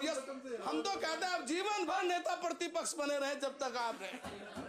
हम तो आपको कहते हैं आप जो चाहते वही रहे। माननीय अध्यक्षा जी, अब यशपाल आर्य जी निश्चित रूप से जो कहा है मैं कहना चाहता हूं। देखिए, बात सही, आपने 1971 की चर्चा की, लेकिन आप इस पर भी विचार करिए कि देश की आजादी जो कांग्रेस के नेतृत्व में, कांग्रेस एक राजनीतिक दल इस रूप में नहीं था, एक आंदोलन का नाम था। उस आंदोलन में यहाँ क्या वहां क्या, जहां जो थे उस आंदोलन का एक भाग बनकर लड़ रहे थे, क्योंकि देश की आजादी की लड़ाई प्राप्त करने की बात। माननीय अध्यक्ष जी, लेकिन माननीय अध्यक्षा जी, जब मैं कुछ कहूं? बोलो। देखिए, माननीय कौशिक जी, जिनका हम बड़ा सम्मान करते हैं, 2016-17 में केंद्र सरकार के द्वारा विधि आयोग का गठन किया गया। विधि आयोग का 2017 में केंद्र सरकार के द्वारा गठन किया गया, और जो उसकी रिपोर्ट आती है, उन्होंने कहा कि वर्तमान परिप्रेक्ष्य में यूसीसी को लागू करना अव्यवहारिक है। उसके पश्चात 2023 में फिर केंद्र सरकार ने दूसरे विधि आयोग का गठन किया। इस जस्टिस चौधरी की रिपोर्ट में साफ कहा गया है कि 2016 में जो गठित जस्टिस चौधरी की समिति थी, उन्होंने साफ तौर से कहा कि समान नागरिक संहिता को लागू करना अव्यवहारिक भी है और आज के परिप्रेक्ष्य में उचित भी नहीं है। मैं कहा होगा, मैं तो आपकी बात के, आपने 1971 की बात, लेकिन माननीय अध्यक्षा जी, मैं कहना चाहता हूं कि देश की आज़ादी के बाद जब सरकार बनने के बाद जवाहरलाल नेहरू जी प्रधानमंत्री बने, उसमें 2 सदस्य ऐसे थे जो कांग्रेस के नहीं थे और मंत्रिमंडल में थे, श्यामा प्रसाद मुखर्जी, डॉक्टर भीमराव। लेकिन यह भी विचारणीय विषय है कि दोनों को ही मंत्रिमंडल से बाहर आना पड़ा, दोनों ही पूरा कार्यकाल नहीं कर पाए। क्यों आना पड़ा? चूंकि उस विचार की भिन्नता थी। वो दोनों लोग भारत की दिशा और दशा वो बदलना चाहते थे। वो भारत को एक इस रूप में भारत बनाना चाहते थे। वो यूरोप के पश्चिमों पर नहीं चलना चाहते थे, वो पाश्चात्य संस्कृति नहीं पसंद करते थे। और यही कारण रहा कि उन दोनों को मंत्रिमंडल से बीच में हटना पड़ा। और माननीय अध्यक्षा जी, मैं कहना चाहता हूं कि आज संविधान सभा की बात आप कर रहे हैं कि ये कहा, लेकिन मैं ये भी कहना चाहता हूं कि ठीक है, उस समय कहा होगा, उचित समय नहीं है, लेकिन उसके बाद तो अनेक अवसर मिले। कोई ऐसा नहीं है कि अवसर नहीं मिले, अवसर लगातार मिले। ये बात कोई ऐसा नहीं है कि इसकी डिमांड आज हुई है।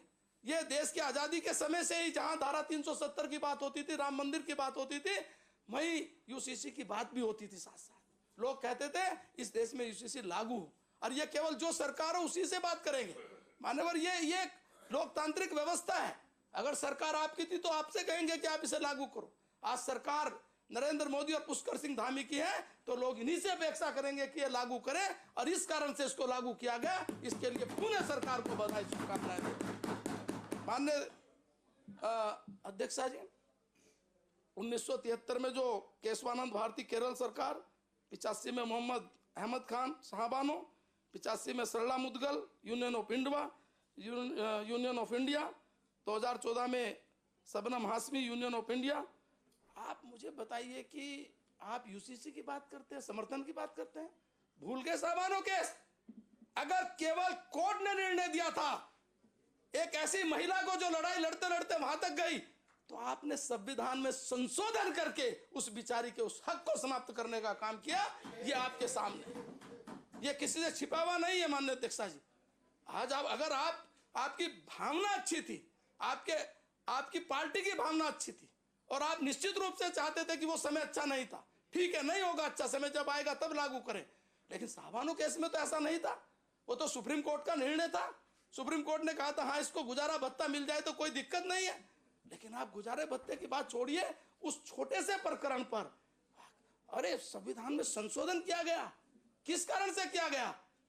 वो देखना पड़ेगा कि वो भावना क्या थी, कहां था यूसीसी, कहां आप लागू करें ना करें, लेकिन उस भावना को कहां कुचल के रख दिया। उस भावना, वो भावना थी कहां?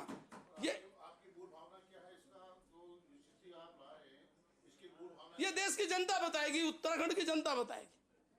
ये बताएगी क्या मूल भावना है, 2024 में पता चल जाएगा मूल भावना क्या है। प्रधानमंत्री जी ने कहा है परसों सदन में, प्रधानमंत्री जी ने लोकसभा में बोलते हुए कहा है अब की बार 400 पार, ये कहा है। तो ये भावना आपको नजर आएगी, अब की बार ये कहा है। ये मूल भावना जो आपने कहा ना, आपकी मूल भावना, ये मूल भावना है। सुबह से आप पॉलिटिकल मूल भावना जो कहा मैंने, तो वो बताइए मान्यवर। आप अपनी बात, यही नहीं मान्यवर, बोलिए बोलिए, आपको समय देंगे। हाँ। केवल यही नहीं, आपने ये तो इस विचार के समर्थन में एक जय घोष है। वो सारी जो याचिकाएं थी, उन याचिकाओं के बाद सुप्रीम कोर्ट ने सरकार को निर्देश दिया कि समान नागरिक संहिता लागू की जाए इस देश के अंदर। तो ये भी आपके सामने है। और इस बीच में सरकार भी बहुत समय तक, ऐसा नहीं है भी नरेंद्र मोदी जी की सरकार को 10 साल छोड़ दीजिए, आप लगातार निरंतर सरकार में रहे। सुप्रीम कोर्ट की भावना क्या थी ये भी आपके सामने है, जनता की भावना क्या थी ये भी आपके सामने है। देश की भावना, सुप्रीम कोर्ट की भावना, ये कहां आपके मन में था कि यूसीसी लागू करें? कहां आपके मन में था कि आप तो विचार भी नहीं करने के पक्ष में थे। मान्यवर, अब कई बार अभी इन्होंने चर्चा की आदिवासियों के बारे में की, यशपाल जी ने कहा पढ़ा नहीं, लेकिन फिर भी चर्चा की, क्योंकि पढ़ा है इसलिए आपको जानकारी में है।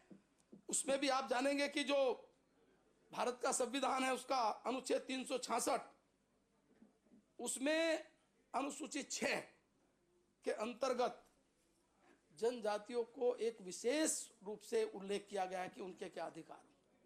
अब ये निश्चित है कि उसको छोड़ना पड़ेगा, वो छोड़ा गया है इसलिए। और मैं समझता हूं कि उसके छोड़ने के पीछे कोई ऐसा नहीं है कि आपने कहा यूसीसी कैसे लागू हो जाएगा साहब, समान तो यही नहीं रही। भारत के संविधान के अनुसार ही ये सारा काम इस सरकार ने किया है। मान्यवर, ये भी सही है कि आपने कहा कि सुझाव नहीं लिए, हमसे सुझाव नहीं लिए। मान्यवर, अखबार में 10 बार तो शहजाद जी ने पढ़ा होगा कि भाई अगर किसी को सुझाव देने हो तो दे दो। और शहजाद जी आज कह रहे थे सुझाव तो नहीं मांगे थे, नहीं अखबार में दिया, किसे देने दे दो। अखबार में कमाल की बात है। और अभी शहजाद जी से अभी शहजाद जी बैठे थे, शहजाद जी को हमारे एक सदस्य ने कहा आपका क्या विचार है, क्या बोलेंगे? कहने लगा ईमानदारी से कह रहा हूं, जो लिख के दे दो मैं वही बोल दूंगा, मैं इसके पक्ष में हूं। कहा ना यही बात? आप बताओ सर, मेरी सच है ना भावना? आपने कहा ना ये बात? देखो, मोहम्मद शहजाद जी ने कहा, आपके कहने पर तो दोस्ती पक्का निभाएंगे शहजाद। मेरे कहने पर नहीं, उन्होंने खुद कहा कि मैं इसके यूसीसी के पक्ष में हूं और मुझे क्या बोलना है आप ही लिख के दे दो। कोई हमारे सदस्य ने कहा, उनको कहा। तो माननीय यशपाल जी, माननीय यशपाल जी, आप देखिए आपके विपक्ष में माननीय एक सदस्य ऐसे बैठे हैं जो यूसीसी को लेकर, अब क्या बोलेंगे अलग बात है, लेकिन उन्होंने इस चीज को कहा कि जो आप लिख के देंगे हम वो बोलेंगे।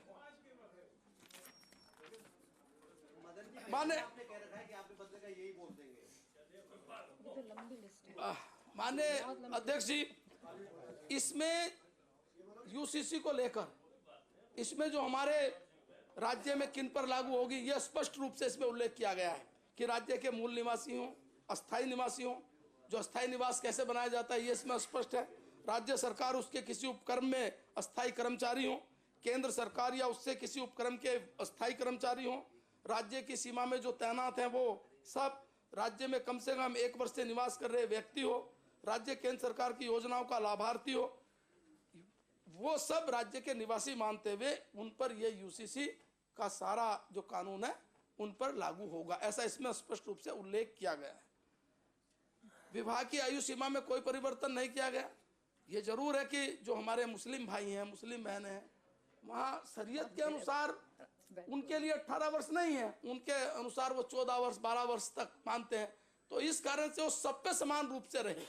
और इसके पक्षधर मैं समझता हूँ हमारी बहनें भी हैं, जो मुस्लिम बहनें हैं, वो भी इस चीज़ को मानेंगी कि हाँ ये एक बड़ा निर्णय लिया है, इसमें कोई दिक्कत नहीं है और इसमें मानने वाली बात भी है। शरीयत बचेगा ही कहाँ, इसमें कानून कहाँ, अब तो सब समान नागरिक में आ गए। संक्षिप्त करिए। समान नागरिक संहिता में आनंदमारी एक्ट के बारे में स्पष्ट रूप से कहा गया है। और ये जो आपने अभी विवाह पंजीकरण की बात भी उठी है यहाँ पर, ये 2010 से ही अनिवार्य पंजीकरण की व्यवस्था इस राज्य में है ना यशपाल जी? उस समय शायद आप हाँ दे दो, सहमति क्या है तो उसमें वो उसको इसके आने के बाद वो अपने आप निश्चित इस रूप में हो जाएगा। मान्यवर, विवाह अच्छे से लागू हो जाएगा। इसलिए मान्यवर, विवाह विच्छेदन का पंजीकरण, विवाह अलग अलग उत्तराधिकार के बारे में पूरा विस्तार से इसमें वर्णन किया गया है। मान्यवर, समान नागरिक संहिता में मृतक की विभिन्न प्रकार की संपत्तियों का विभाजन कैसे होगा, यह स्पष्ट रूप से संविधान के सारे अनुच्छेदों के अंतर्गत उसको लाकर किया गया है। इसी प्रकार से इसमें इच्छा पत्रीय उत्तराधिकार वसीयत को कहा गया है। ऐसे संबंधों को पंजीकरण किस स्तर पर होगा वो भी इसमें वर्णन उस रूप में किया गया है। गोद लेने से संबंधित भी विस्तार से इसमें कहा गया है। यानी एक ऐसा ड्राफ्ट, एक ऐसा कानून आज इस राज्य की विधानसभा में आया है जो वास्तव में पूरा भारतवर्ष आज इस राज्य की विधानसभा की तरफ टकटकी लगाए देख रहा है। आज पूरे टीवी चैनल, कुछ काम नहीं, आज सुबह से देख लीजिए, केवल उत्तराखंड राज्य की विधानसभा में क्या होने वाला है, क्या कांग्रेस विरोध करेगी क्या? केवल एक चीज देख रहे हैं, क्या कांग्रेस वहां विरोध करेगी क्या? इसलिए मैं कहता हूं इस कलंक से आप बचिए। मैं आपको सुझाव देना चाहता हूं, ये इससे आप बचिए, विरोध मत करिए। आप इसको हर्ष के साथ, मन के साथ और खड़े होकर इसको सर्वसम्मति से पास करिए, जिससे कि एक संदेश उत्तराखंड विधानसभा से जाए कि यहाँ देश में एक अच्छा कानून धामी जी के नेतृत्व में बन रहा है। बहुत बहुत धन्यवाद। माननीय मंत्री जी, श्रीमती रेखा आर्य जी। मैम अब हम अंधभक्त तो है नहीं कि हर्ष और उल्लास फ्री फंड में मना ले, कुछ पढ़ के देख लेंगे फिर। चलिए। माननीय अध्यक्ष जी, माननीय अध्यक्ष जी, मैं सबसे पहले आज के इस ऐतिहासिक दिन, आज के इस स्वर्णिम दिन जहां आपने मुझे बोलने का अवसर दिया है, उसके लिए मैं आपका बहुत बहुत आभार व्यक्त करती हूं। निश्चित रूप से आज के दिन को मैं स्वर्णिम दिन कह रही हूं, आज के दिन को मैं ऐतिहासिक दिन कह रही हूं। उसके पीछे कहने का एक ही ध्येय है कि आज के दिन भारत माता की जय, आज के दिन मातृशक्ति की जय का भाव दिखता है। क्योंकि आज जो विधेयक यहाँ पर पेश हुआ है उत्तराखंड समान नागरिक संहिता का, वह साफ साफ बताता है कि किस प्रकार से महिलाओं को अधिकार देते हुए और सशक्त हम कर रहे हैं। किस प्रकार से एक महिला जो कि मानव है और मानव अधिकार से वंचित है, उसको सुनिश्चित करने वाला यह विधेयक आज सदन के पटल पर माननीय मुख्यमंत्री जी के द्वारा रखा गया है। मैं उनको बहुत अभिनंदन करती हूँ, संपूर्ण सदन आज उनको बहुत अभिनंदन करता है। और उत्तराखंड की आधी आबादी का नेतृत्व करते हुए मैं समझती हूँ कि उनके प्रतीकात्मक रूप से मैं भी माननीय मुख्यमंत्री जी को हृदय की गहराइयों से धन्यवाद करती हूँ और अभिनंदन करती हूँ। माननीय अध्यक्ष जी, आज के इस सदन में वो होने जा रहा है जो शायद इससे पहले 60 वर्षों में जिनके शासन रहे, जो कहते रहे लेकिन जिन्होंने कभी किया नहीं, और आज इस सदन में वह होने जा रहा है। इस सदन के माध्यम से निश्चित रूप से एक ऐसी बड़ी लकीर खींची जा रही है जो आने वाले समय में समाज सुधार के दृष्टिकोण से बहुत बड़ा सुधारात्मक कदम गिना जाएगा। और मुझे लगता है कि यह संदेश देवभूमि के माध्यम से जाना अपने आप में यह संदेश है कि पूरा भारतवर्ष आने वाले समय में इसको अंगीकार करेगा, क्योंकि एक एक नारी का अधिकार यहाँ पे सुरक्षित किया गया है। माननीय अध्यक्ष जी, सामान्यतः जब भी हम लकीर खींचने की बात करते हैं तो यह माना जाता है कि लकीरें जो होती हैं वह बांटने का काम करती है, लेकिन यह सदन जो बड़ी लकीर खींच रहा है वह बांटने की बजाय आज यह पीढ़ियों दर पीढ़ियों के लिए वह व्यवस्था दे रहा है कि भविष्य में कभी कोई भी महिला की अपने मानव अधिकार जो उसको संविधान ने प्रदत्त किए हैं वह उससे वंचित नहीं रहेगी। तो ये सदन को सदैव माननीय मुख्यमंत्री जी के मार्गदर्शन में, माननीय मुख्यमंत्री जी के नेतृत्व में जो यह उत्तराखंड समान नागरिक संहिता आज यह विधेयक आया है, हमेशा स्मरण करेगा, हमेशा याद करेगा।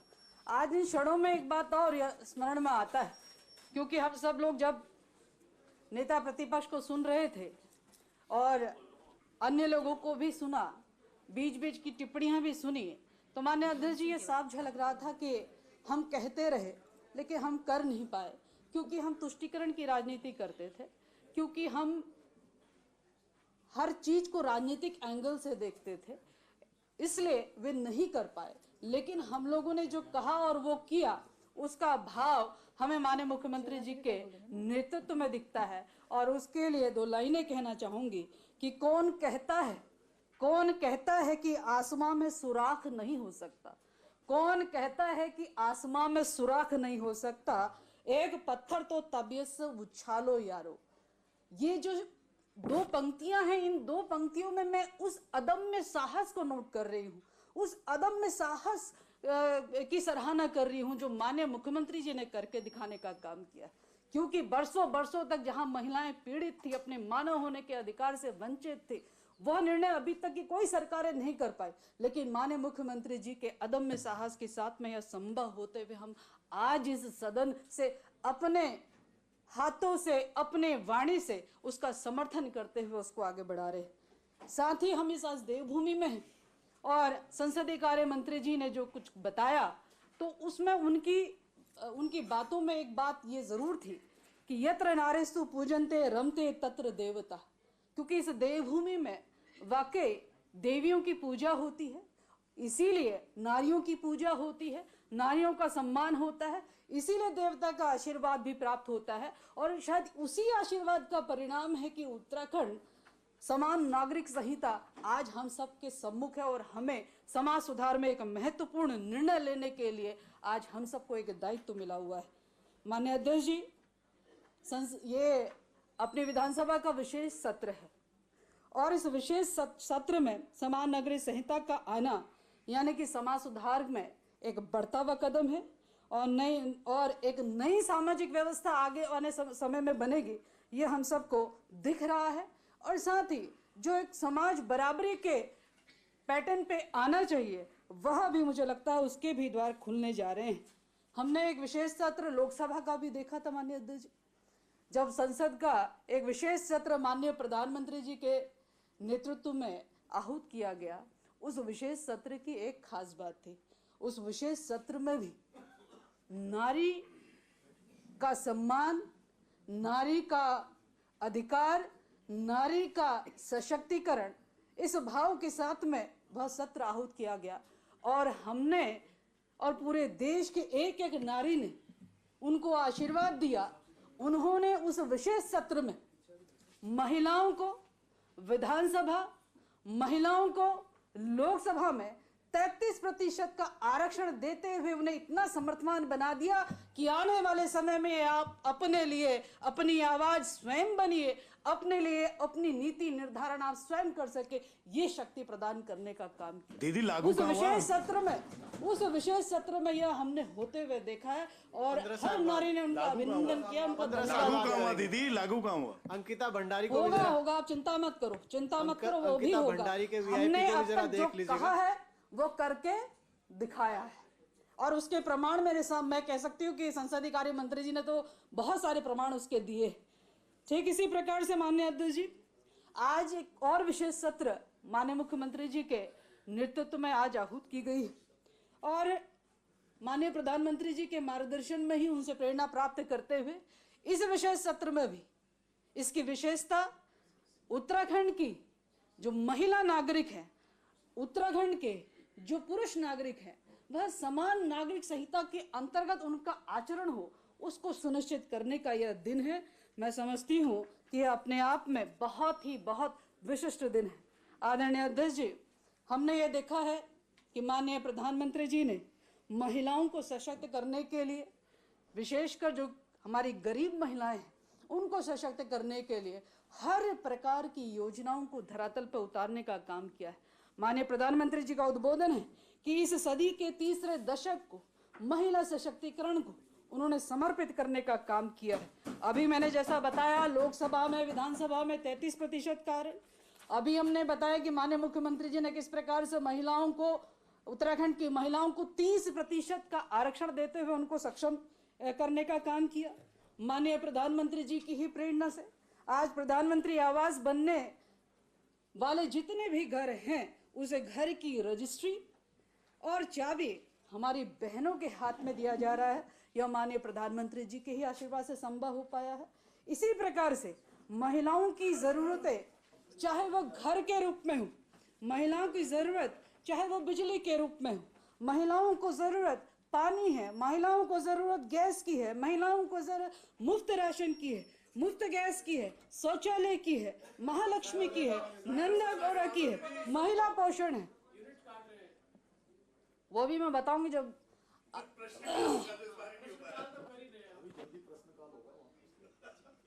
महिलाओं का पोषण है, मातृ वंदना योजना है, सेल्फ हेल्प ग्रुप का प्रमोशन है, लखपति दीदी है, ब्याज मुक्त ऋण है। ये सारे कार्य इस प्रकार के हैं जो डबल इंजन के साथ में एक नारी सशक्त हो रही है। माननीय अध्यक्ष जी, जिस प्रकार से माननीय प्रधानमंत्री जी के नेतृत्व में और उनके मार्गदर्शन में हमारे मुख्यमंत्री धामी जी महिलाओं को लगातार अलग से तय कर लेंगे भाई साहब। संसदीय कार्य मंत्री को आप लोग सब लोग बता दीजिए, आप डिसाइड कर लीजिए, हम तैयार हैं। ठंड बहुत होगी ना, डिसीजन आप कर दीजिए, मोहर भी लगा देना। आप जो डिसीजन कर देंगे हम मान लेंगे।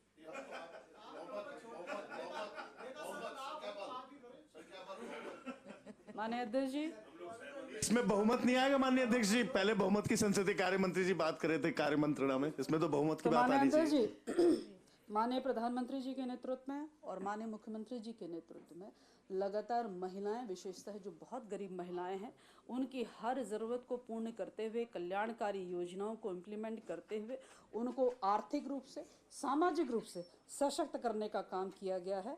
और हम ये देखते हैं कि यह जो सशक्तिकरण हुआ है, जब से माननीय प्रधानमंत्री जी मोदी जी 2014 में प्रधानमंत्री बने, तब से लेकर अब तक लगातार इन 10 वर्षों में हम इन योजनाओं को धरातल पर उतरते हुए और मातृशक्ति को सशक्त होते हुए देख रहे हैं। लेकिन हम इसके साथ साथ में यह भी देखेंगे कि समाज से, हम समाज के मध्य में रहते हैं और समाज में हमें ऐसे लोग भी दिखते हैं और समाज में ऐसे तत्व भी दिखते हैं जहां लिंग भेद करते हुए महिलाओं के साथ में दोहरा आचरण अपनाया जाता है, जहां उसके साथ में अमानवीय व्यवहार इस बात से किया जाता है कि हमारा रीति, हमारे रिवाज, हमारे परंपराएं अथवा हमारी प्रथाएं अथवा हमारा धर्म ये कहता है या ऐसा मान्यता है, इसके कारण से उनका किया गया अमानवीय व्यवहार एक महिला के साथ में उसे मान्य बनाया जाता है। माननीय अध्यक्ष जी, और मैं समझती हूँ कि आपके पास में भी ऐसी मातृशक्ति आती होंगी और निश्चित रूप से हमारे पास तो लगातार ऐसी मातृशक्ति पहुँचती है जो इस भेदभाव की शिकायत को हमारे सामने रखती है। माननीय अध्यक्ष जी, मैं इस पर कहना चाहूँगी कि वाकई इस पर अब रोक लगनी चाहिए। एक महिला के साथ होने वाले अमानवीय व्यवहार पर रोक लगनी चाहिए। और मैं इसका एक उदाहरण भी दूंगी। उदाहरण ये देना चाहूंगी कि हमने जिस प्रकार से हिंदू धर्म में कई सारी कुप्रथाएं थी, कई सारे रीति रिवाज थे, कई सारी मान्यताएं थी, कई सारी धारणाएं थी जो पनप चुकी थी, जड़ जड़ तक जा चुकी थी, उनको भी एक समय ऐसा कालखंड आया कि महिलाओं के हित में वह निर्णय करने पड़े। वो कुरीतियां क्या थी? वो कुरीतियां क्या थी माननीय अध्यक्ष जी? हमने ये देखा था कि किस प्रकार से सती प्रथा हिंदू धर्म में व्याप्त थी। और सती प्रथा क्या है हम सब लोग जानते हैं। और सती प्रथा में किस प्रकार से एक विधवा महिला जो कि जीवित है, उसके पति के जाने के बाद में उसे मुखाग्नि में जिंदा बैठना पड़ता था, यह सती प्रथा थी। हम अंदाजा नहीं लगा सकते कि एक महिला का मानवीय या उसकी मानवता के प्रति हमारा दृष्टिकोण समाज का कितना कठोर हो गया था, हमने वह भी देखा है। इसके साथ ही बाल विवाह, यह भी हमने देखा है कि बाल विवाह किस प्रकार से एक बालिका के जीवन को प्रभावित करता है, किस प्रकार से एक बालक के जीवन को भी प्रभावित करता है और किस प्रकार से देश के भविष्य को खत्म करता है, खराब करता है, यह हमने देखा है। यह भी हिंदू धर्म में किसी न किसी रीति रिवाज और मान्यताओं के अनुसार व्याप्त था। माननीय अध्यक्ष जी, बहुविवाह यह भी समाज में कहीं ना कहीं हम सब लोग देखते हैं। ठीक इसी प्रकार से विधवा विवाह किया जाना एक अपराध समाज की मान्यताओं में हिंदू धर्म में हम सब लोगों ने देखा है और वह दूर दूर तक उस संदर्भित हमारे विधवा महिलाएं घर से नहीं निकलती, मंदिरों में नहीं जाती, यह भी हम हमारे समाज ने देखा है। इसी प्रकार से पर्दा प्रथा ये भी एक कुरीति में है, जिसके कारण से महिलाएं अपना मानवीय होने का जो उसका अधिकार है वह उसका उपयोग ही नहीं कर पाती। केवल मान्यताओं, धर्म की मान्यताओं, प्रथाओं और कुप्रथाओं में वह उलझी पड़ी है और उसको स्वीकार भी कर रही है। यह सबसे बड़ा दुर्भाग्य की बात है। माननीय अध्यक्ष जी, इन्हीं बातों को, हिंदू धर्म की इन्हीं कुरीतियों को देखते हुए एक निर्णय हुआ कि जब से सती प्रथा को भारतीय दंड संहिता की धारा 306 के अंतर्गत रखा गया, तो हम ये देख रहे हैं कि यह दिखनी बंद हो गई। हम ये देख रहे हैं कि यह होनी बंद हो गई। समाज ने, हिंदू धर्म ने उसको स्वीकार किया कि एक अमानवीय व्यवहार एक महिला के साथ नहीं किया जाना चाहिए। ठीक इसी प्रकार से माननीय अध्यक्ष जी, 1956 में फैमिली एक्ट के अंतर्गत आधा दर्जन कानून भारत की संवैधानिक व्यवस्था ने पारित किए और बाल विवाह, बहुविवाह जैसी कुप्रथाओं पर रोक लगाने का काम किया। तो माननीय अध्यक्ष जी, हमारा यही कहना है कि अब प्रश्न यह उठता है कि जब एक धर्म में इतनी सारी मान्यताएं, प्रथाएं, कुप्रथाएं जब हमको दिख रही थी, तो वो जब हमें सुधार करने की आवश्यकता पड़ी तो हम कानून को लेकर आए और हम वह सुधार देख रहे हैं। मैं हिंदू समाज का धन्यवाद करती हूँ कि उन्होंने इसको सहर्ष से स्वीकार किया। आज हिंदू समाज की महिलाएं बहुत अधिक प्रगति कर रही हैं क्योंकि उनको इन कानूनों में संरक्षण प्राप्त हुआ है। आज वे अपने मानवीय पहलू पर स्वतंत्र रूप से जी रही हैं। माननीय अध्यक्ष जी, इसी तर्ज पर मुझे लगता है कि यह समय उसी समय जिस समय हिंदू धर्म की कुरीतियों को खत्म करने के लिए जब निर्णय हुआ, अपनी बात समाप्त करिए, 20 मिनट से ज्यादा हिंदू धर्म की कुरीतियों को खत्म करने के लिए जब यह निर्णय हुआ माननीय अध्यक्ष जी, मुझे लगता है कि उसी समय समान नागरिक संहिता को भी यदि हम ले आते तो निश्चित रूप से आज हमारे समाज के हर वर्ग की महिलाओं को समान अधिकार मिला होता, भेदभाव जैसा कोई भाव हुआ ही नहीं होता। माननीय अध्यक्ष जी, मैं एक बात और यहाँ पर कहना चाहूंगी कि हमारा देश जो वो धर्मनिरपेक्ष देश है, हमारा संविधान धर्मनिरपेक्षता को स्वीकार करता है। हमारा संविधान किसी भी धार्मिक किताब से संचालित नहीं है। हमारा संविधान किसी भी शरीयत से संचालित नहीं है।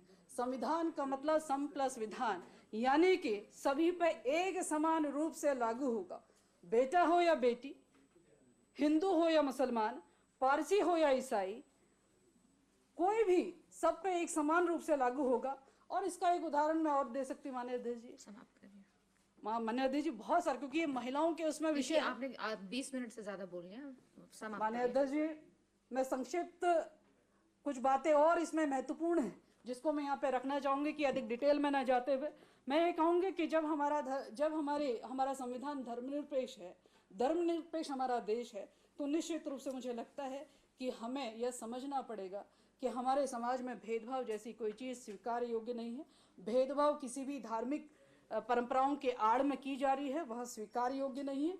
उसके लिए हमें निश्चित रूप से उत्तराखंड समान नागरिक संहिता जैसे विधान की आवश्यकता है, जो इस सदन के माध्यम से आज हम सब लोग माननीय मुख्यमंत्री जी ने पटल पर रखा है, हम सब लोग उसका समर्थन भी करते हैं।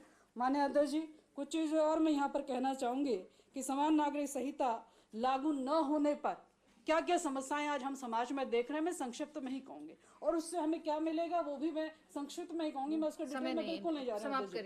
माननीय अध्यक्ष जी, मैं कहना चाहूँगी कि समान नागरिक संहिता लागू न होने से जो समस्या समाज में हम आपस में ही देख रहे हैं, तो वह समस्या यह है कि मुस्लिम पर्सनल लॉ जो कि बहुविवाह की छूट देता है माननीय अध्यक्ष जी, तो हम ये देख रहे हैं कि इस प्रकार से जो महिला जिसका हस्बैंड कई विवाह करने के लिए जिसकी धर्म ने उसको आज़ादी दे रखी है, तो हम उसकी पीड़ा को समझ सकते हैं, यह सदन जो है वह समझ सकता है। मेरा ये कहना है कि अन्य धर्मों में एक पति एक पत्नी का नियम बहुत कड़ाई से माननीय अध्यक्ष जी लागू रहता है। बाजपन या नपुंसकता जैसे उचित कारण होने पर भी हिंदू, ईसाई और पारसी के लिए दूसरा विवाह माननीय अध्यक्ष जी अपराध है, और आईपीसी की धारा 494 में 7 वर्ष की सजा का प्रावधान भी माननीय अध्यक्ष जी इसमें किया गया है। और इसीलिए कई लोग दूसरा विवाह करने के लिए मुस्लिम धर्म को अपनाते हैं माननीय अध्यक्ष जी। तो मैं इतना संक्षिप्त में और इतनी बात कहूंगी कि हम समाज में जब अन्याय को जब हम इतना स्पष्ट तरीके से देख रहे हैं, चाहे वो अन्याय विवाह की न्यूनतम, उसमें माननीय हमारे वरिष्ठ विधायक जी कह रहे थे कि विवाह की जो न्यूनतम आयु है वो शायद 14 वर्ष है मुस्लिम धर्म में, लेकिन यहाँ जो विवाह की उनकी आयु मानी जाती है, जब से लड़की का पीरियड प्रारंभ होता है वह उसको विवाह योग्य समझ लेते हैं। तो ये सबसे बड़ा अत्याचार जो है एक बालिका पर, एक बच्ची पर और उसके मानवीय मूल पर जो है बड़ा कुठाराघात है। माननीय अध्यक्ष जी, मैं इसमें एक बात और कहूंगी कि 3 तलाक बात समाप्त करिए मंत्री जी। तो माननीय अध्यक्ष जी, मैं यही कहूंगी अंत में कि जब अन्याय हमारे सामने इतनी स्पष्टता के साथ हो, जब अन्याय हमारे सामने इतनी स्पष्टता के साथ हो, हम उसको किसी भी प्रकार से सहन करने की अनुमति हमें नहीं देनी चाहिए। हमारा सदन इतना संवेदनशील नहीं हो सकता, उसको सहन करने की पराकाष्ठा इसमें दिखती है। मुझे लगता है कि हमें यह जो अन्याय हम होते हुए देख रहे हैं, यह जो अन्याय होते हुए जिसकी स्पष्टता है, मुझे लगता है कि सदन ने तुरंत इस पर संज्ञान लेते हुए हमारी जो आज के जो हमारा विधेयक है उत्तराखंड समान नागरिक संहिता, जिसके भाव में हर एक बालिका को, हर एक महिला को मानव होने के अधिकार से उसे सशक्त करता है, वह ध्वनिमत से जो है हम लोग मिलकर सर्वमत के साथ में इस प्रस्ताव को पारित करने का काम करें। मैं माननीय मुख्यमंत्री जी का बहुत धन्यवाद दूंगी कि आपने इस विधेयक को लाते हुए नारियों को सशक्त करने का काम किया। उत्तराखंड की महिला नागरिक जो है, उत्तराखंड को आने वाले समय में 2025 तक जब हम अपने प्रदेश को सबसे सर्वश्रेष्ठ प्रदेश बनाने की ओर है, तो उसमें अपना अधिक से अधिक योगदान देंगे। निश्चित रूप से यह हमारे उत्तराखंड की जो समान नागरिक संहिता है, यह उसमें बहुत ही मददगार सिद्ध होगी। बहुत बहुत धन्यवाद। माननीय वन मंत्री जी, सुबोध उनियाल। बोलने नहीं दिया। माननीय अध्यक्ष जी, मैं आपका आभारी हूँ कि आपने इस महत्वपूर्ण विषय पर मुझे बोलने का अवसर दिया। आज ये सदन अपने को बड़ा गौरवान्वित महसूस कर रहा है कि ये समान नागरिक संहिता को उत्तराखंड में लागू करने पर चर्चा आज सदन में हो रही है, और मेरा भी सौभाग्य है कि चर्चा में मुझे भाग लेने का अवसर मिल रहा है। माननीय अध्यक्ष जी, भारत एक बहुत ही बड़ा विशाल देश है और विविधताओं से भरा देश है। इसमें कई धर्म के, कई पंथ के, कई जाति के लोग रहते हैं, और मुझे तो बड़ा, आज मैं मुख्यमंत्री जी को बहुत बहुत साधुवाद देता हूं कि उन्होंने ये गौरवशाली क्षण उत्तराखंड को दिया कि आज 1944 में संविधान निर्माताओं ने, भारत के संविधान बनाते हुए संविधान निर्माताओं ने 44वें अनुच्छेद में समान आचार संहिता का उल्लेख किया। उसको आज देश का पहला सदन उत्तराखंड बन रहा है जिस पर लागू करने पर आज चर्चा हो रही है। इसलिए मुख्यमंत्री को बहुत बहुत बधाई।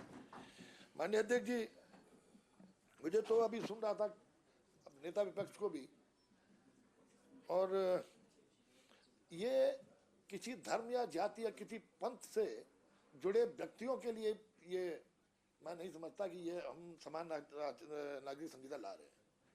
इसमें महिलाएं भी, ऐसा नहीं है कि कहीं पुरुष पीड़ित नहीं होते, कई जगह पुरुष भी पीड़ित होते हैं। रेखा जी, रुक जी ना, पुरुष भी पीड़ित होते हैं। नहीं, आपने जो कहा आपके जवाब दूंगा। नहीं, किसी धर्म गुरु की आपने बात की, आपने कहा नित्य के धर्म गुरुओं को भी रखा जा सकता था। किसी भी धर्म के, कोई केवल कोई मैं किसी धर्म विशेष की बात नहीं कर रहा हूं, किसी भी धर्म के जो प्रथागत जो संस्कार हैं उनको अंकुश लगाने का इसमें कोई प्राविधान नहीं। आपका शादी का तरीका क्या होगा, आपका क्या तरीका, आपकी ढंग से शादी करेंगे, किससे शादी करेंगे, इस पर कोई अंकुश नहीं है। शादी के विच्छेदन मनमानी नहीं। माननीय अध्यक्ष जी, आप तो स्वयं एक महिला है, जिस तरह से मनमानी करके छोटी छोटी बातों पर, कौन सा ऐसा घर है जहाँ लड़ाई नहीं होती है? अध्यक्ष जी, आपकी भी होती होगी। कोई घर ऐसा नहीं है जहाँ लड़ाई नहीं होती होगी, कोई है, लेकिन क्षणिक लड़ाई में महिला के भविष्य से खिलवाड़ कर लो। नहीं, वहां भी हमारी भी होती भाई। नहीं, पीठ को ही टारगेट करूंगा भाई, पीठ को ही टारगेट होता है भाई। तो माननीय अध्यक्ष जी, बहुत लंबे समय से, जैसे खुद अध्यक्ष जी ने कहा, नेता प्रतिपक्ष जी ने कहा, इंदिरा जी ने 1971 में कांग्रेस प्लेनरी में समान आचार नागरिक संहिता लगाने की वकालत की थी।